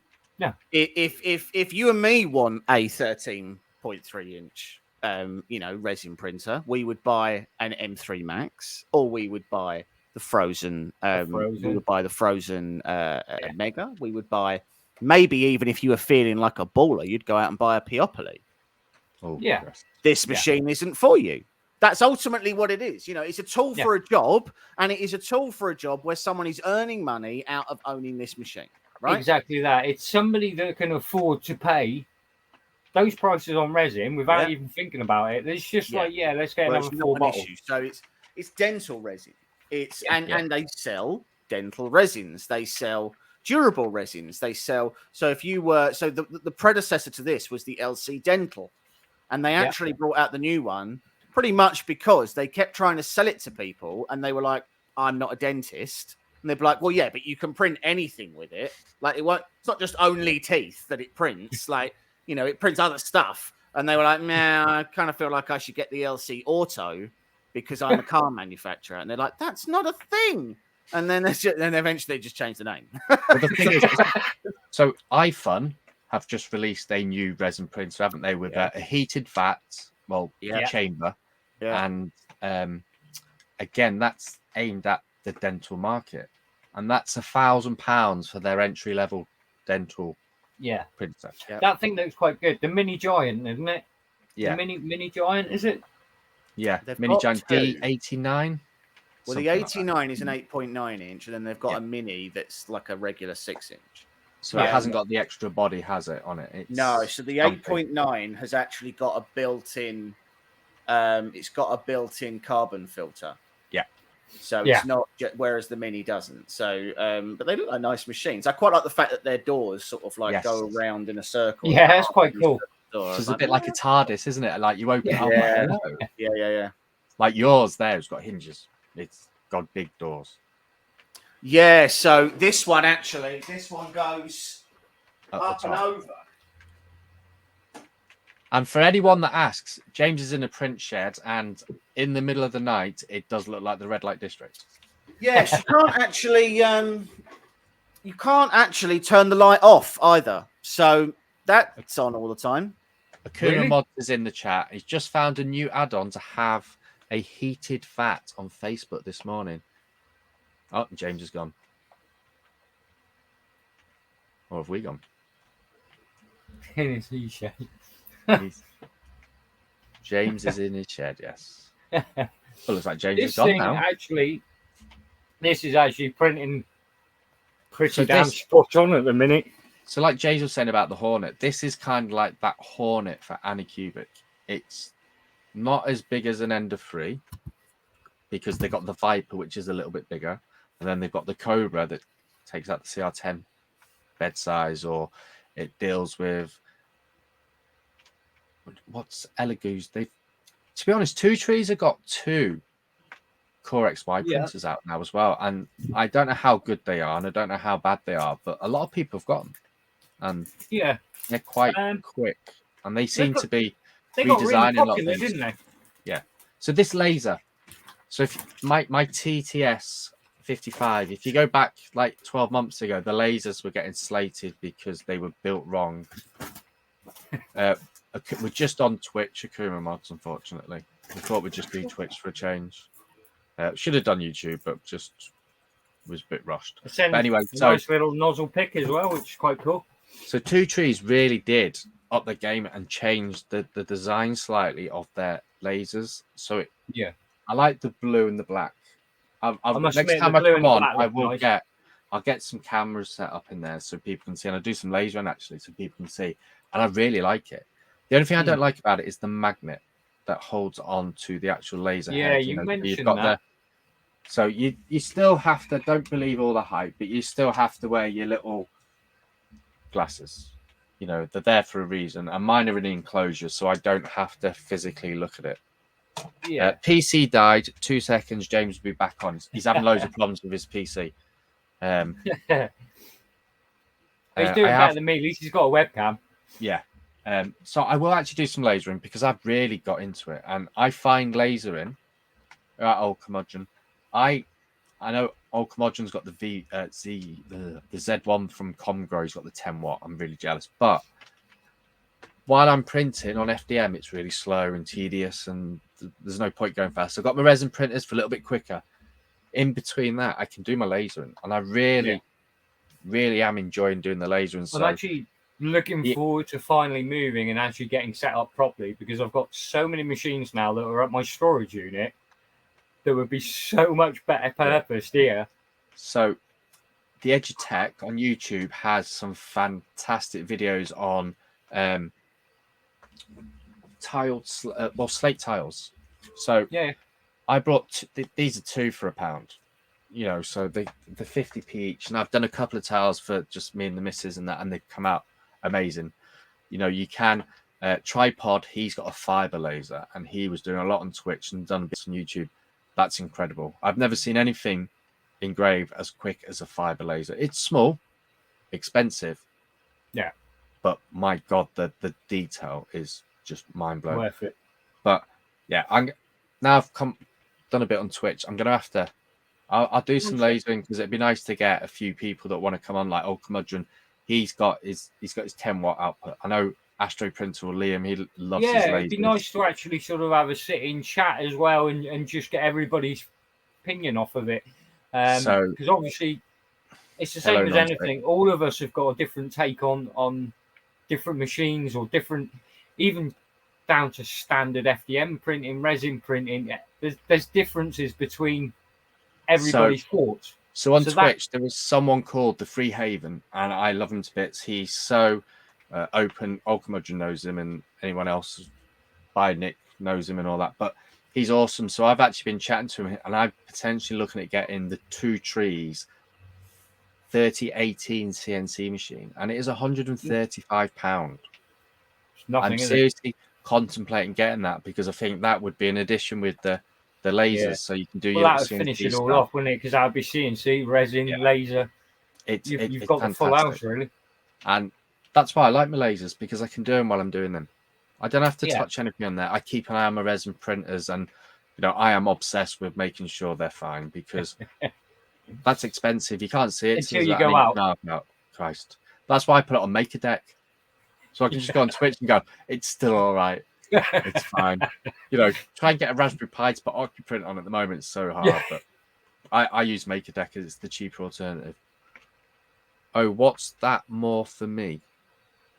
Well, to be honest, non-stick, he's actually put resin in his vats lately, in his resin printers, which I'm really happy about, because he has got a nice collection. CNC.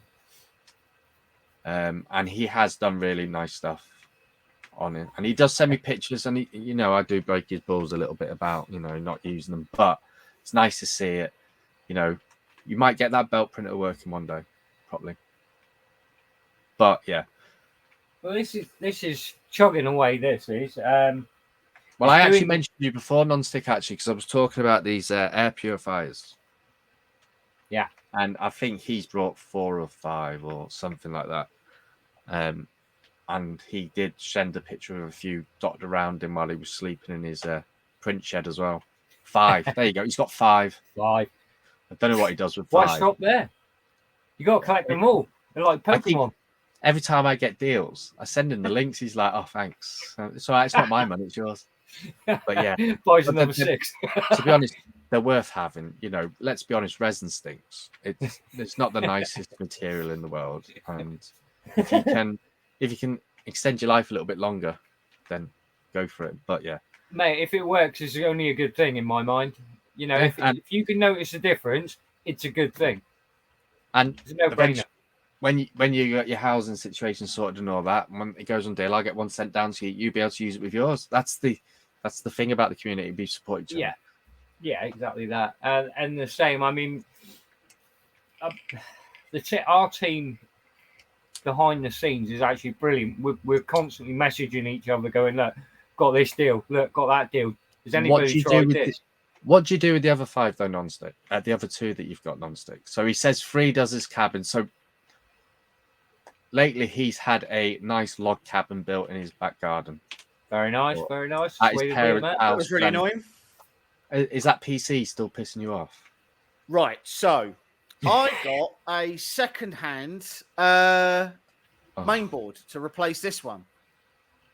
I've just spent the last, I reckon, 2.5 hours stripping my build, which was all cable managed, putting the new board in, Re-cable managing it, put it in, tries to boot, CPU error. I'm like, well, the plate that I have, that it's all in one cooler, but the plate that I have means that you can't over tighten it. So normally when you get a CPU error, it's that you squashed your CPU cooler down so much and it screwed it. But I can't do that on mine, so it's not that. I was like, oh, what's it going to be? So anyway, so I strips it down, take the thing off, and there's like 4 seriously bent CPU pins on the main board because the board that I bought was second hand. So I've messaged the geezer and said, like, you know, thanks, but this is broken. And he was like, oh, okay, you can send it back if you want. And like, he didn't challenge it at all. And I was like, he super knew they were bent. Yeah. Like, you were obviously quietly hoping that I had some sort of magic powers, that you'd confuse me with the amazing James, and I was going to be able to unbend those pins.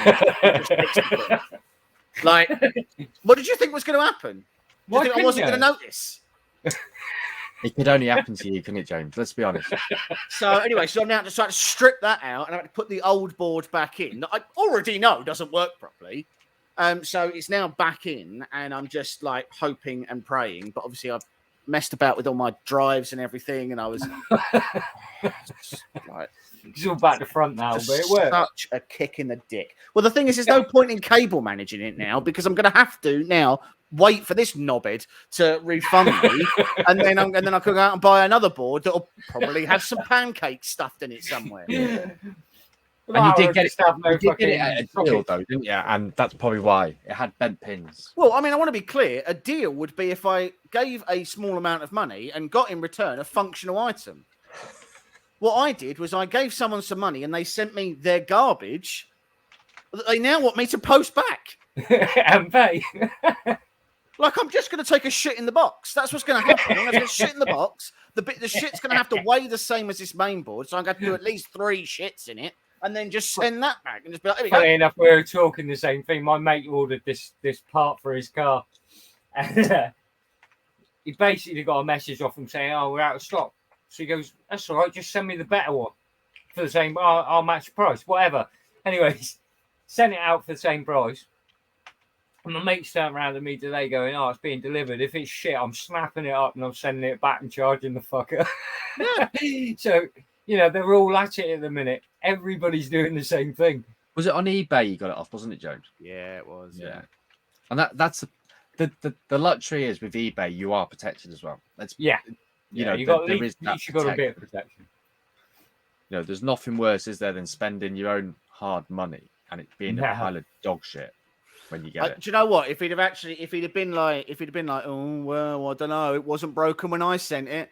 And I'd have been, and then that would have been, at least with eBay, you have got some level, and I paid with PayPal anyway, so I'm sort of double protected. But yeah, not wildly chuffed like.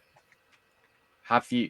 Well, to be honest, you could have just sent him the video that you'd done for your chocolate addition to your printer, and he would have just took that part back. He'd just been like, "Fair enough, you've had enough." It's you. You went viral for the chocolate printer that was a chocolate printer, so I'd just send it back. To be honest, I'm really impressed with this, considering it's a really old filament in there. It's doing really well. Well, while your computer died, actually, James, I was saying to Martin that this, like you were saying, like the Hornet, you didn't think had a place in their catalog. I think this is that Hornet for Anycubic.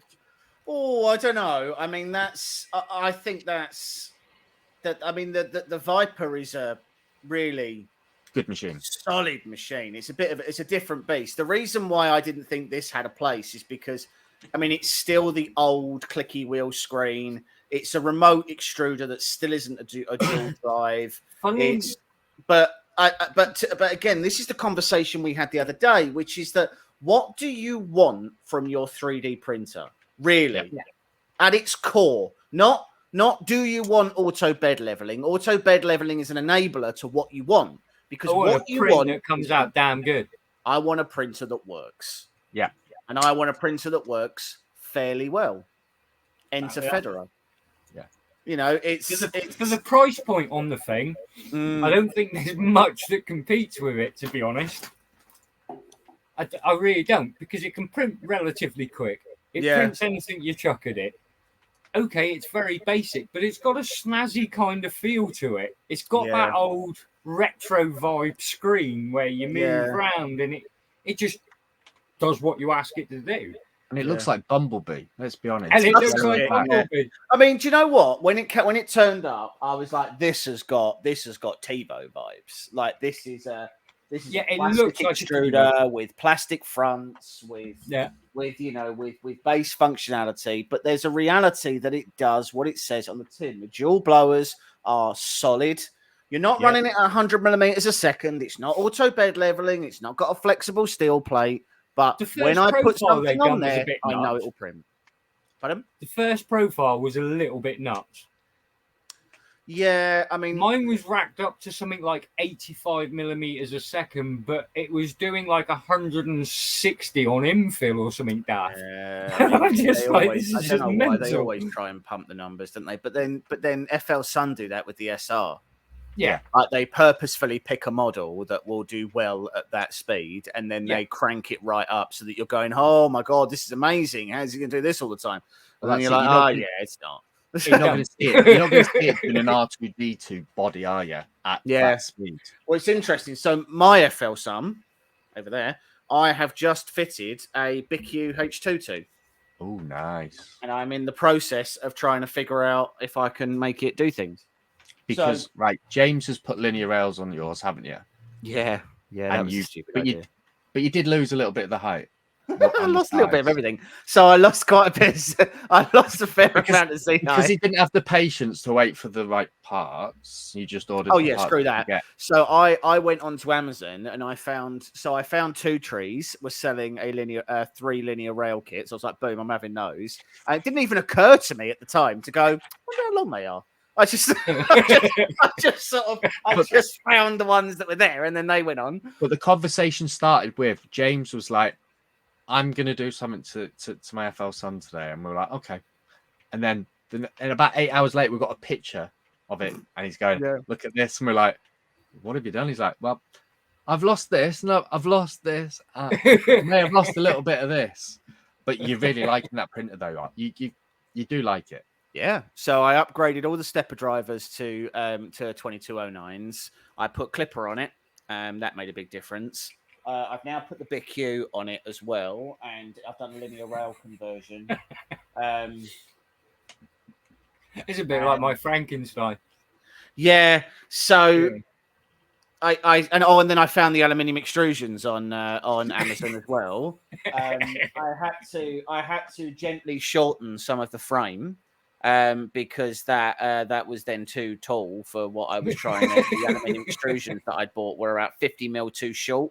Because again, I could have got the correctly sized aluminium, but I didn't want to wait. So, and what I actually lost was 15 mil from the circumference of the bed.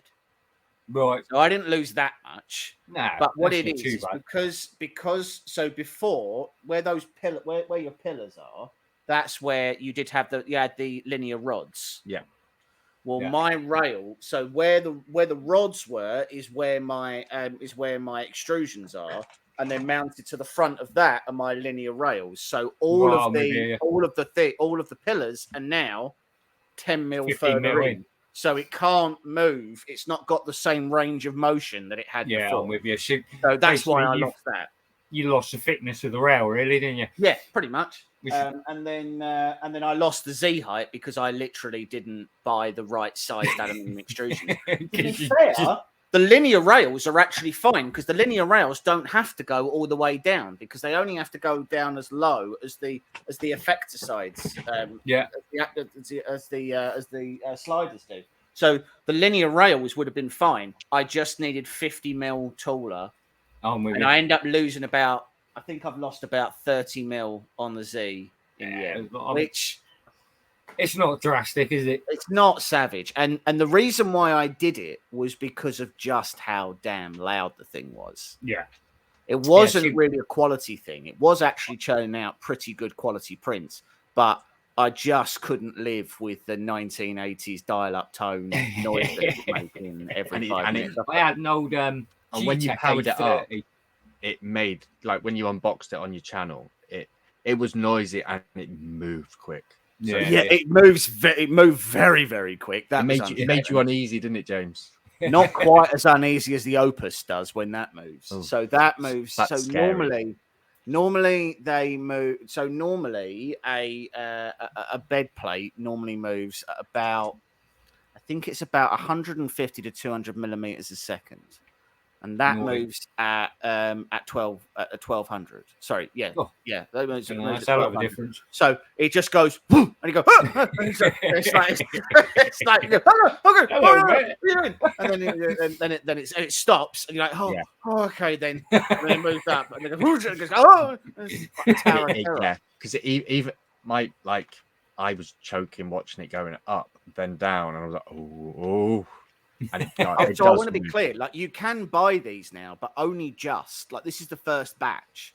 So I was like, oh, if I break the screen, I'm gonna have to call them. And they're gonna say so many hurtful things. Like we weren't given the machine. We've been allowed to keep it for the next sort of 6 months so that we can produce some videos and things like that. But then it has to go back. And I was like, if I give it back to Martin with a broken screen, he's gonna go absolutely garrety. Like he is gonna go absolutely spastic. I'm kind of quietly hoping that Photocentric might sponsor us to go to Form Next in Germany. Oh, And if nice. I break that, there's absolutely no way they're doing that. Like, there's Well, absolutely no way they're doing that at all. If you So break it, you won't be keeping your gold-plated spatula. Yeah. I can tell you right now, they're not getting the spatula back. And if you want to find out a bit That's more about mine now. Photocentric, actually, go on YouTube, Honey Badger 3D print and paint. Yep. And you did a tour, didn't you, of their unit? Yeah. But you can And, always say it's a health and safety thing. They've been in your hands. You don't want to pass on COVID. Yeah, I mean, I tried saying to him, so what happens if I've coughed over all the machine? And he went, Yeah. for $7,000, I'll wipe it down. That's fair. So I can't really argue with that. That's a fair comment. So You go Nonstick's for got it. Wipe it. 85% left on his Mega 8K print, 3 hours and 25 minutes to go. Well, this Are is they getting the power cable back, though? No. I'm really impressed with this at the minute. I'm only like, I can't, to be honest, I can't even. Normally, when you put a printer on, you can hear it. Yeah. That's super quiet. And I I'm know you're literally on your. 25%, and it's just sailing free. It is nice when you have something. You know that the- isn't an arsehole. you know, the owl, Anycubic owl they do. Yeah. It's basically printing that. And we had this conversation, didn't we, James, actually, with Akuma and all them, didn't we, the other day about Anycubic have upped their game. This since their release, they've really pushed that step Yeah, forward so- to Yeah, challenge hard, haven't they? everyone. I said on Matt's channel today, right now, pound for pound, there is not a better machine out there than the Mono X. Yeah. For the No, I amount think you you're right. pay for what you get, there is nothing that's touching it. And I challenge actually that there's nothing for double the price that you could tell me that is materially better. So right now, a Mono X is £300. I know, it's mad. And I've if you got it said you had a for budget that. of £600, you could buy a Saturn. You could buy the Mono. There's the Mono X 6K and things like that. And then there's the Mighty 4K and things like that from Frozen. But for the price, Anycubic has gone to war. Oh, yeah. That- They're, That FDM printer there, Martin, you've got, how much is that? About 300 quid? 150? well, the Cobra, $300 that Cobra is $300. Yeah. That's aggressive. For it's that, silly for that aggressive. price, you can get a Mono X still. When you think it's got the proximity, it's got everything going for it. This machine, it has pretty much fully loaded, Yeah. and It's got the same height build that as my Mono X has. how long Actually, did my that Mono take X to set up?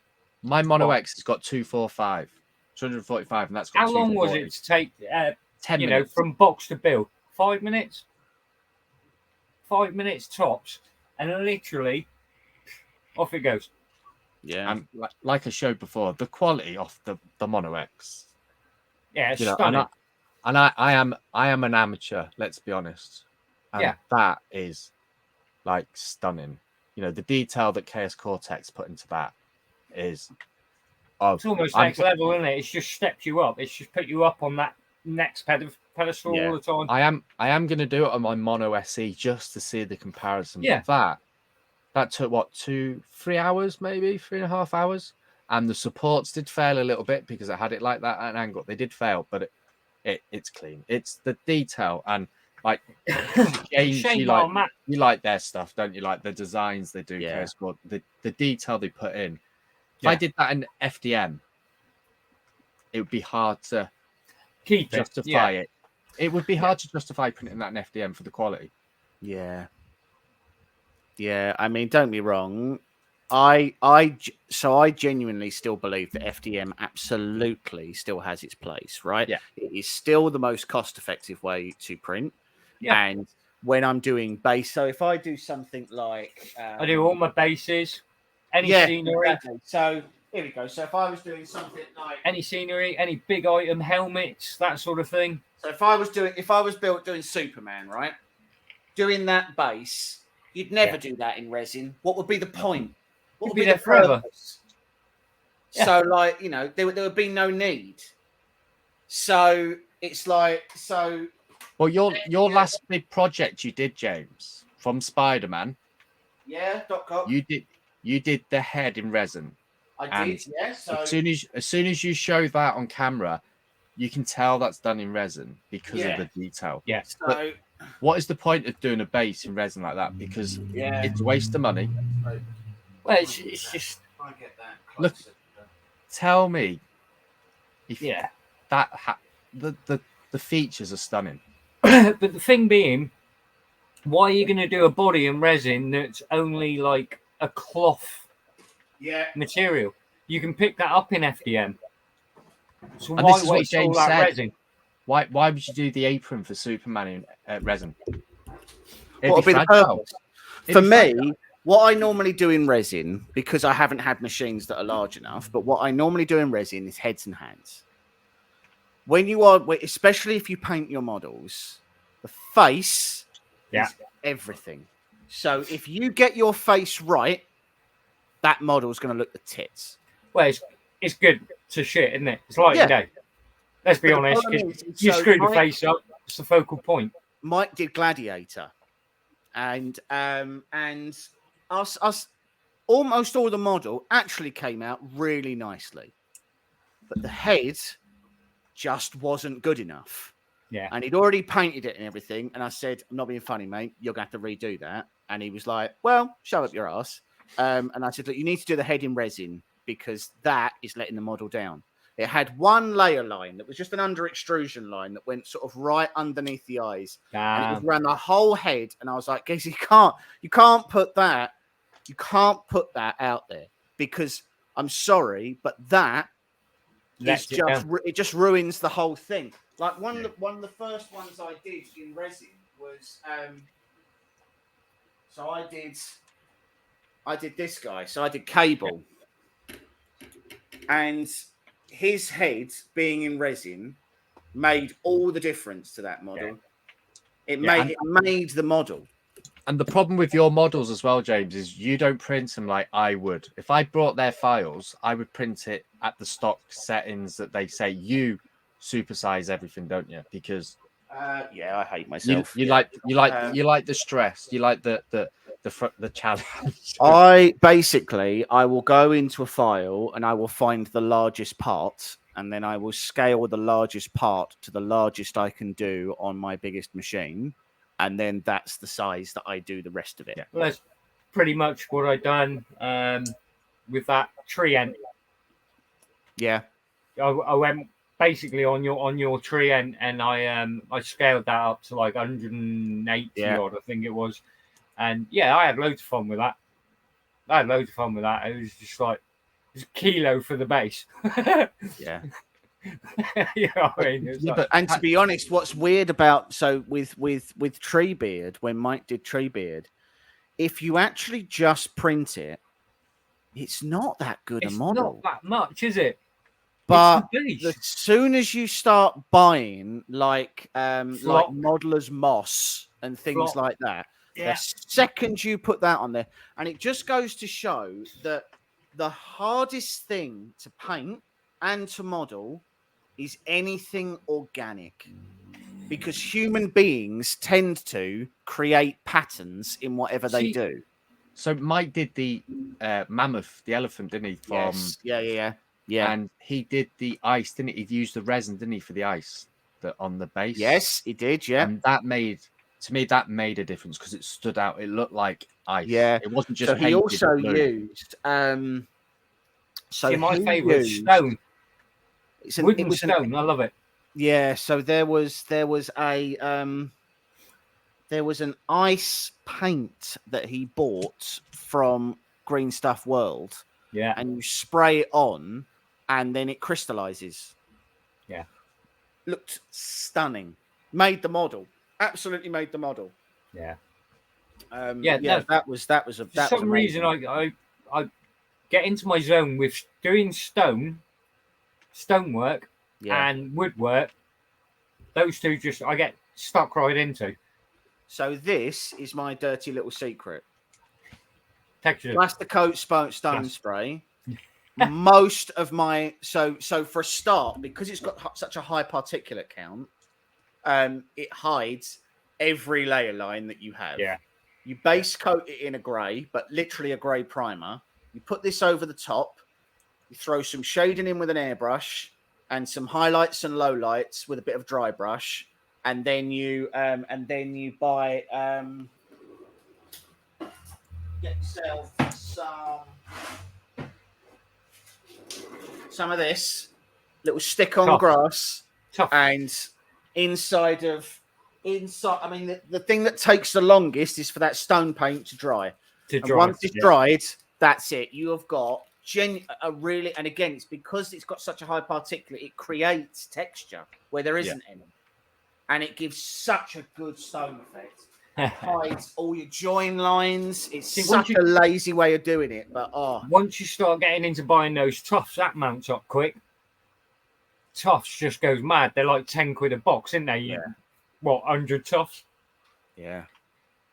You can get through 100 tufts quick. Yeah. So I mean, I did a bunch on Doc Ock. I've sold my Cap America now, so I got rid of that.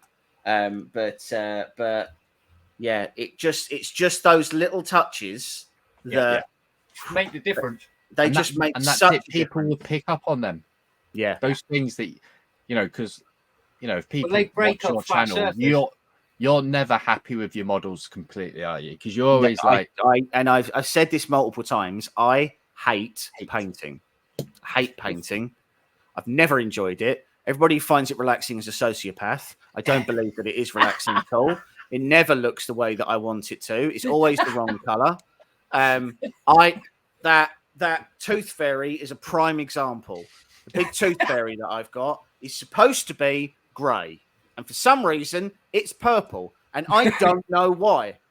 I didn't paint it purple. If you pick up a grey bottle of paint and painted it in grey, it would have been grey. I did do that. One of the best lies I've seen you doing, James, was when you did that drink and paint session. Like last year or a while ago. Yeah, do you remember you and Mike? I threw that model away in the end. I never finished it. That was such a good stream. That was a Bubba Yaga house. Oh, it was so funny. I was saying to Martin that I don't paint. I've got no intentions to learn to paint, but I'm going to have to eventually. So I was saying, I try and get you and Mike on and get Martin on, and we'll have a little bit for fun. Because I have to have a paint session. As soon as I start drinking, we're definitely going to end up getting our channel demonetized, because both me and Mike hate the same people. And once one of us starts saying, "Oh, he's a bit of a knob," it's like it just spirals. Yeah. And you're just at the end of it, you're like, "Yeah, and he's got an ugly wife as well." And you're like, "Oh," and you're like, "Oh, if he doesn't watch this," then he pops up in the comments. You're like, "Oh no."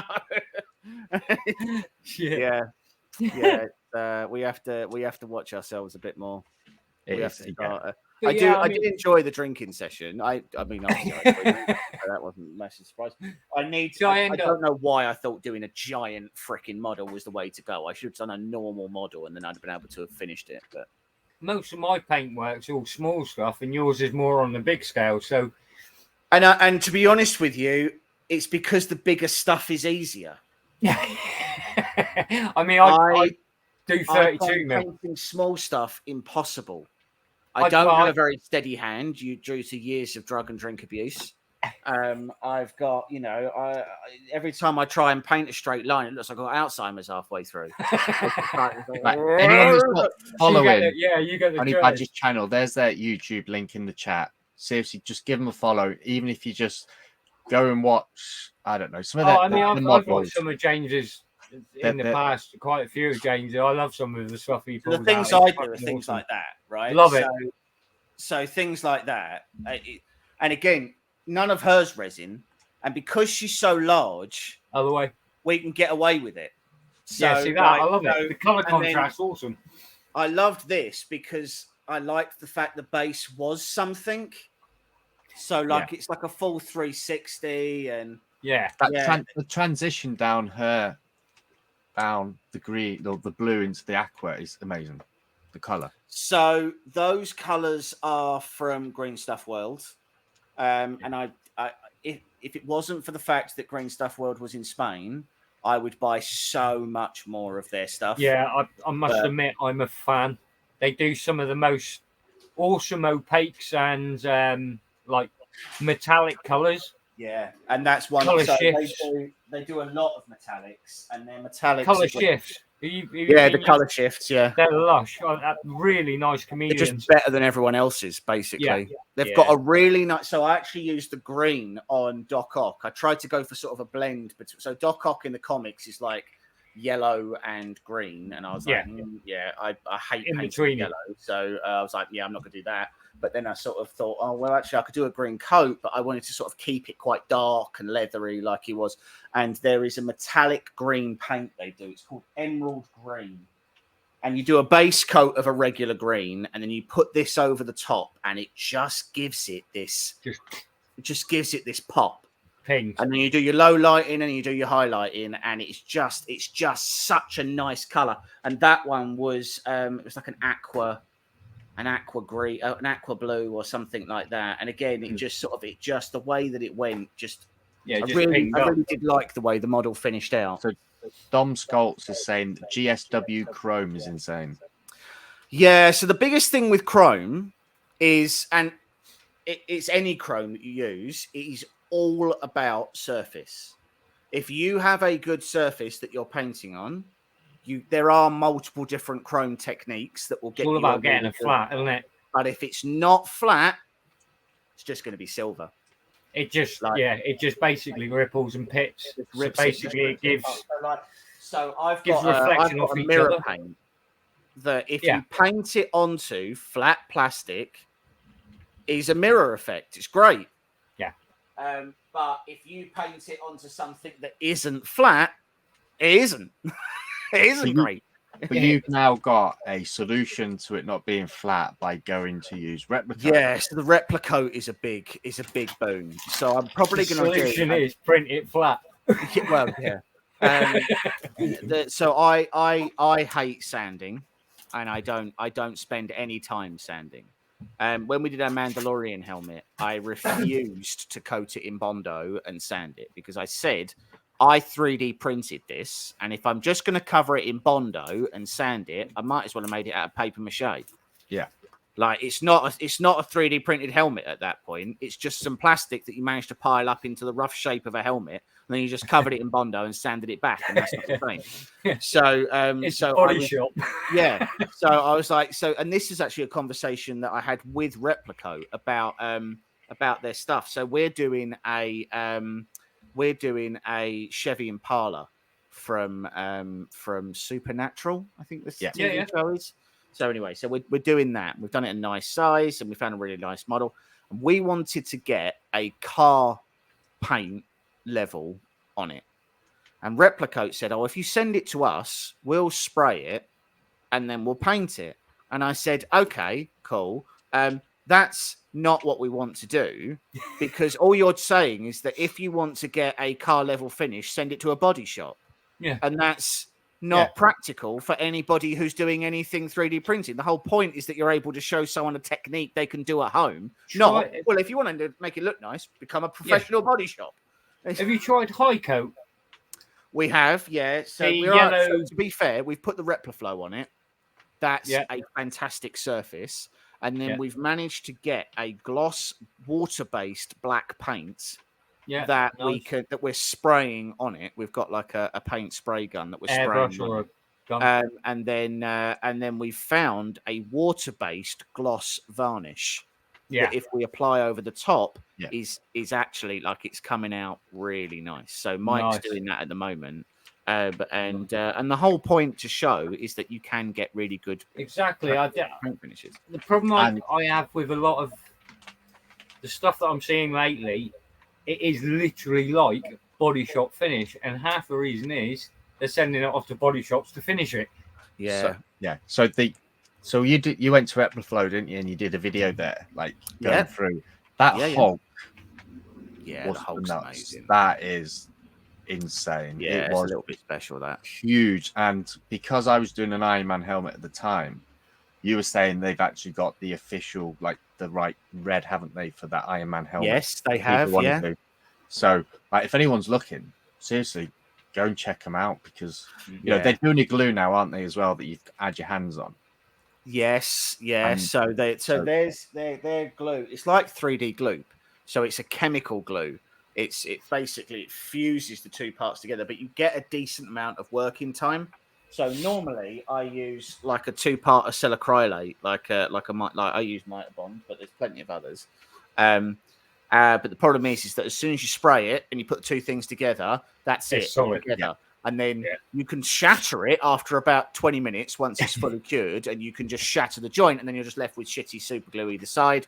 And your only option is take a Dremel and basically sand it all back. And if you breathe it in, it gives you the bad aids. So like it's not good. Whereas the 3D, the PLA stick that they do, it's a chemical bond. So you get a bit of working time. You get a couple of minutes working time to sort of line it all up and clamp it in place and everything else. But then after about 5 minutes, you will separate layers before you separate the glue because you did a print, didn't you, on your belt conversion, and you literally cut it and stuck it. And I couldn't believe in 5 minutes that was that strong. It was crazy. And I couldn't snap it. I tried because Gloop are coming onto the scene a lot more now, aren't they? So they're really big in America at the moment, Gloop. Yeah. And I know, is it Jake 3D? They sell it, I think, Gloop, and it's moving over here a lot. And it's like, it's nice to see now that we don't have to use a super glue, or there is a proper glue that we can use instead of like the amount of times I've spoken to people like yourself. I'm covered in super glue because it's shit. It's everywhere. Yeah. And like you are right, it melts and it doesn't give a nice finish and it doesn't give a clean look. And you're fighting. The bigger issue that I have with the acrylocylate is that if you use the activator, it tends to expand. And once it's in your joint, that's it. That's the gap that's going to be there. And then you've got to do more filling and more sanding, which I already hate doing. And if you're doing a regular model where, so if you're using Wicked, for example, as an example, Patrick, and they do some amazing models. And when you put those two parts together, there is no seam. They hide their seams really well. Yeah. But if you put the super glue in it and it decides to expand, then it just takes 0.5 millimeter of push, and then that's it. And now you've got to try to hide something that was supposed to already be hidden, and you lose detail. So before you came on, so Dom Skoltz in chat at the moment was saying that for his resin prints, he's using acetone to clean his prints. Oh, okay. Then he's curing it in water outside. And he says it stops the white turning to that discolored yellow. Oh, okay. So I think that's what I'm going to try next week, actually, because obviously white resin. It'd be quite interesting, actually, if clear resin, because it does go like a urine color, let's be honest, when you cure it. If that's any better in water, because that would be an interesting little test.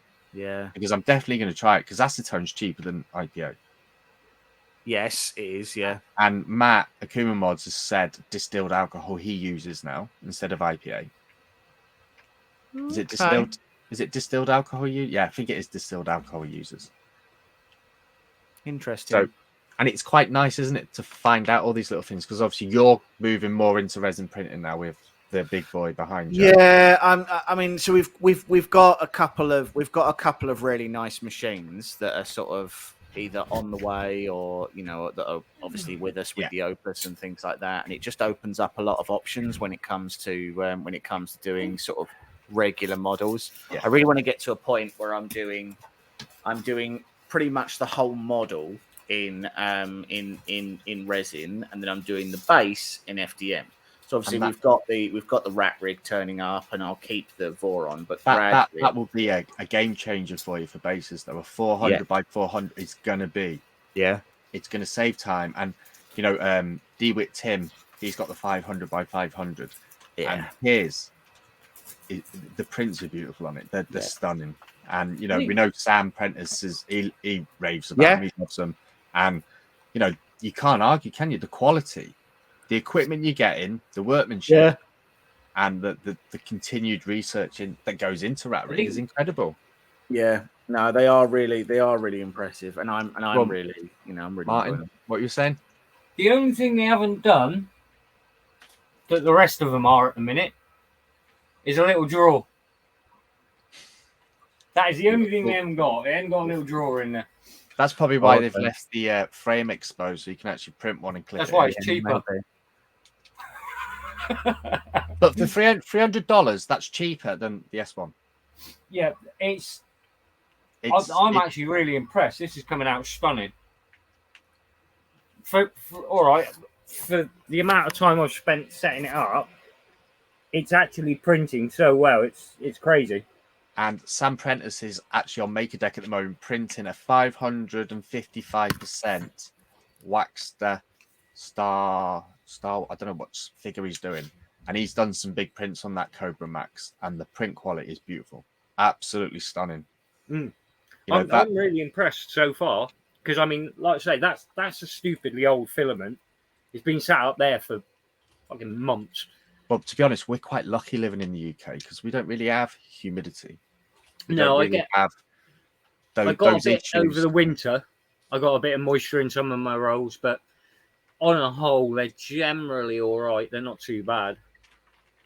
But then I do run 2 dryers if I need it anyway. So yeah. So I mean, with mine, most of my filament stays in its sort of little vacuum sealed packs anyway. But it's a double glazed sealed building. Do you know what I mean? Like it's just not. It's just not something. Your shed's always warm though, isn't it? Your little cabins. Yeah, it's incredibly warm right now. I'm actually, baking. I am uncomfortable as we speak. I mean, we went a bit over the top when we built this. We built this at the beginning of COVID, and basically we were home for 6 weeks. We were bored, so we ended up building the shed. We went triple insulation on it. It just went nuts because we had nothing to do. Yeah. And it's probably the best thing we could have possibly done, to be honest. I honestly think that this summer house saved my marriage.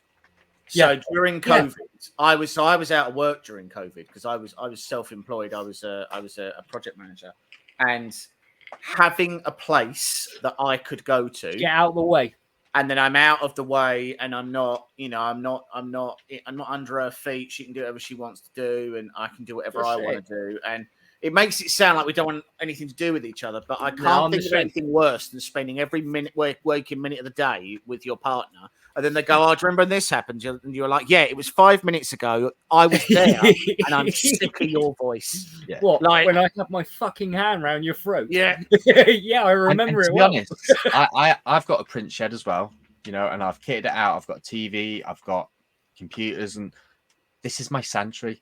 This is where I want to come if I'm having a bad day. Yeah, I'll sit in here, I'll slice something, and then I feel better. Yeah, I have the same way. Something.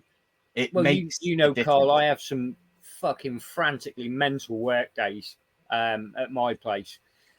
I come back and I'll have dinner with the missus, and we'll have a quick chat, hardly cover work, and I'll just come out here and I can just release it all, get rid of it, forget about it, get into something that, you know, I can concentrate on and get my teeth into.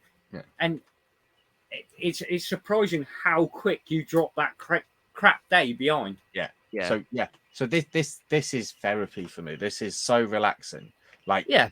doing the laser and stuff. Like I was saying when your PC went down, James, like the FDM printers are slow. There's no ifs and buts. And if you want to go fast, you get resin printers and forget your FDM. But I do resins, which are a little bit quicker. I do the lasers in between. Yeah. So yeah, exactly. I can put a laser on and I can do an hour. That big one took an hour and 10 minutes to do. Yeah, can't go wrong, can you? You know, hour and you've created something that's pretty unique to your taste. And I do have to keep an eye on them, so I put a camera in there so it doesn't catch fire. You know, because I have come close at some occasions, and so has James on his. But these things happen, and that's how you learn, isn't it? It's about what you do afterwards that counts. You don't. This is it. I think we've all been through trial and error. Like non-stick's got a laser. I'm really like. I know he was asking me about light burning that this last week about it, so I'll be quite interested to see what he's got planned to do on that. Could be an interesting one. Yeah, but yeah, so the lasers. Having space, having a place that you can go to, I think it makes a huge difference. I mean, again, I work from home most of the time, so I go to work in the summer house, and then when I'm done, I go into my regular house, and that's the separation of church and state. Otherwise, you never switch off. You're always in work mode, and you're always, you know, you can't focus because you're like, oh, probably not do anything for the next 10 minutes. I could go and do a few emails or something like that. You need that separation because you're on top of each other for too long. You want to kill each other anyway, man. Yeah. I mean, I challenge anybody to say that they genuinely enjoy spending all of their time with their partner, because the two of you need to. Me and my wife have been together 10 years now. Coming up 11 years, and like we can have days where we can be together pretty much all day, not a problem. The next day we can spend 10 minutes together and we want to kill each other. You know what I mean? Yeah. And it's just one of those things. If you're on top of each other for too long, you run out of things, mate. And that's it. Like with me, the kids are coming here now and again, and they want to slice it and put it on a printer, and they can come and do it, and they're not distracting. Now during winter, I was too much of a tight ass to put the heating on it. So all my FDMs went in the house, but it won't be happening this year because I am building individual enclosures for him. So the bed, like James does in the winter, he goes in, puts all his beds on, heat up, it warms them up, gets them going, gets his cabin warm. That's what I'm doing. I'm kind of hoping by this coming winter we will have moved, and I'll be setting up a proper print workshop then. I'll be getting all the printers out. Yes, that is right non-stick why a lot of marriages ended during lockdown. Yeah. Because they had to look at the same face every day. That's my plan. So, fingers crossed, one of these next viewings is going to buy the house, and we'll be moving on to bigger and better then.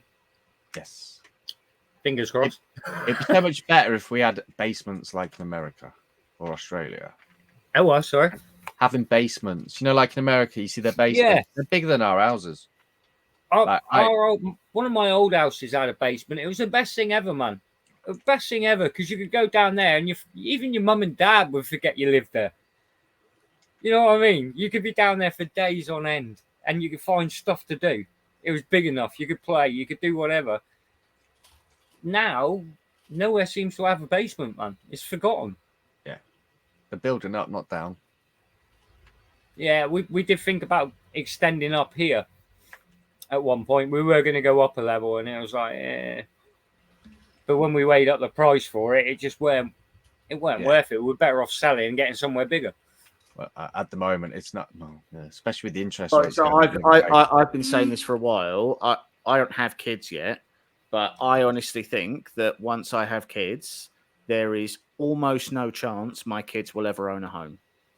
Yeah, till I die, and they have to split mine or whatever. I honestly do not think there is a way that regular people are supposed to be able to afford. Nobody can now. So I have a 20-year-old son who, from previous marriage, and he's moved back in with me about 12 months ago, just because the costs. He can't afford to live.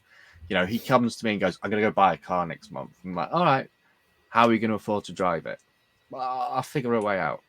Like, I've got a 14-year-old daughter and she's got all these ideas that she wants to be an astronaut and all that, you know, but Definitely build the bunker. That is the right idea. I'm worried for like them. Like, I've got a 10-year-old and an 8-year-old. They're never going to be able to, at 17, afford a car to be able to drive like I had, or you, or James done, or everyone else of this age. It's frightening. Like, petrol went up 5p in the last 36 hours. 5p. I remember the day the country went standstill because it went to £1. I know. Yeah. I had to go out literally this year. It was a case of, look, the Lexus has got to go. I had to get rid of the Lexus, and all right, I've come out with a higher end sports car, but it's actually more economical than what the Lexus was, purely for the fact the fuel has gone up so much. Oh yeah, the old days of £1 a litre. Jesus, forgot about that's way gone. So £1 a litre. We just changed our car in, so we had a Nissan X-Trail, and we've just bought a Jeep Grand Cherokee. It's a 3-litre a Jeep Grand Cherokee, so it's a 3-litre V6. So the other day, it's nice. I've got to say, it's a nice car. Like, it's a lovely car. Yeah, it's fully the other day, I had quarter of a tank left, so I was like, I'm going to go and fill it up, and 3/4 of a tank cost £145. Yeah, it's fucking bad, isn't it? And I was like, mate, like, but to be fair, we hardly do any miles. Like, we bought my missus You can't afford to. Yeah, can't afford to now. But like, we bought my missus X-Trail 4 years ago. We bought it with 19,000 miles on the clock, and at the end, it had 32,000 on the clock. That's not bad. So, like, there was nothing on that. Nothing. Car. You know, it was just that the car was getting old. There was a bunch of work that needed doing to it. It was a 2014 plate, so, you know, it needed new brakes, and it had a couple of other issues as well. And it was just like, I don't want to spend the money on it, so I may as well go and get something else and just chop the car in. It. They gave us 12.5 grand for a 2014 Nissan X-Trail, and I was like, who are you selling this to? Who's buying this? That's why nobody can afford anything. We lease a car. So we lease a car, and it's actually coming up in September. We're actually going to keep it for another year because of the shortage of chips, or because of the bits, you know. And it's like, gone are the days where I'd like say to the missus, I'll just stick a tenner in, and, you know, I'll fill up the tank. You stick a tenner in now, she's like, I've got an extra 10 miles on the fuel gauge. I'm like, for God's sake. Like a friend of mine sent me a joke when it went up, and he's saying about taxi drivers, you know, they used to go the longest route to get the most money. Yeah. Now they actually go the correct route because they can't afford to go those long routes anymore. It's nuts. Mad, isn't it? Mad. Insane. But we're at 10:30. I think maybe we should call it a night, to be honest, because I'm hungry. Yeah. I mean, what I'll do, I mean, we're at like 65% now.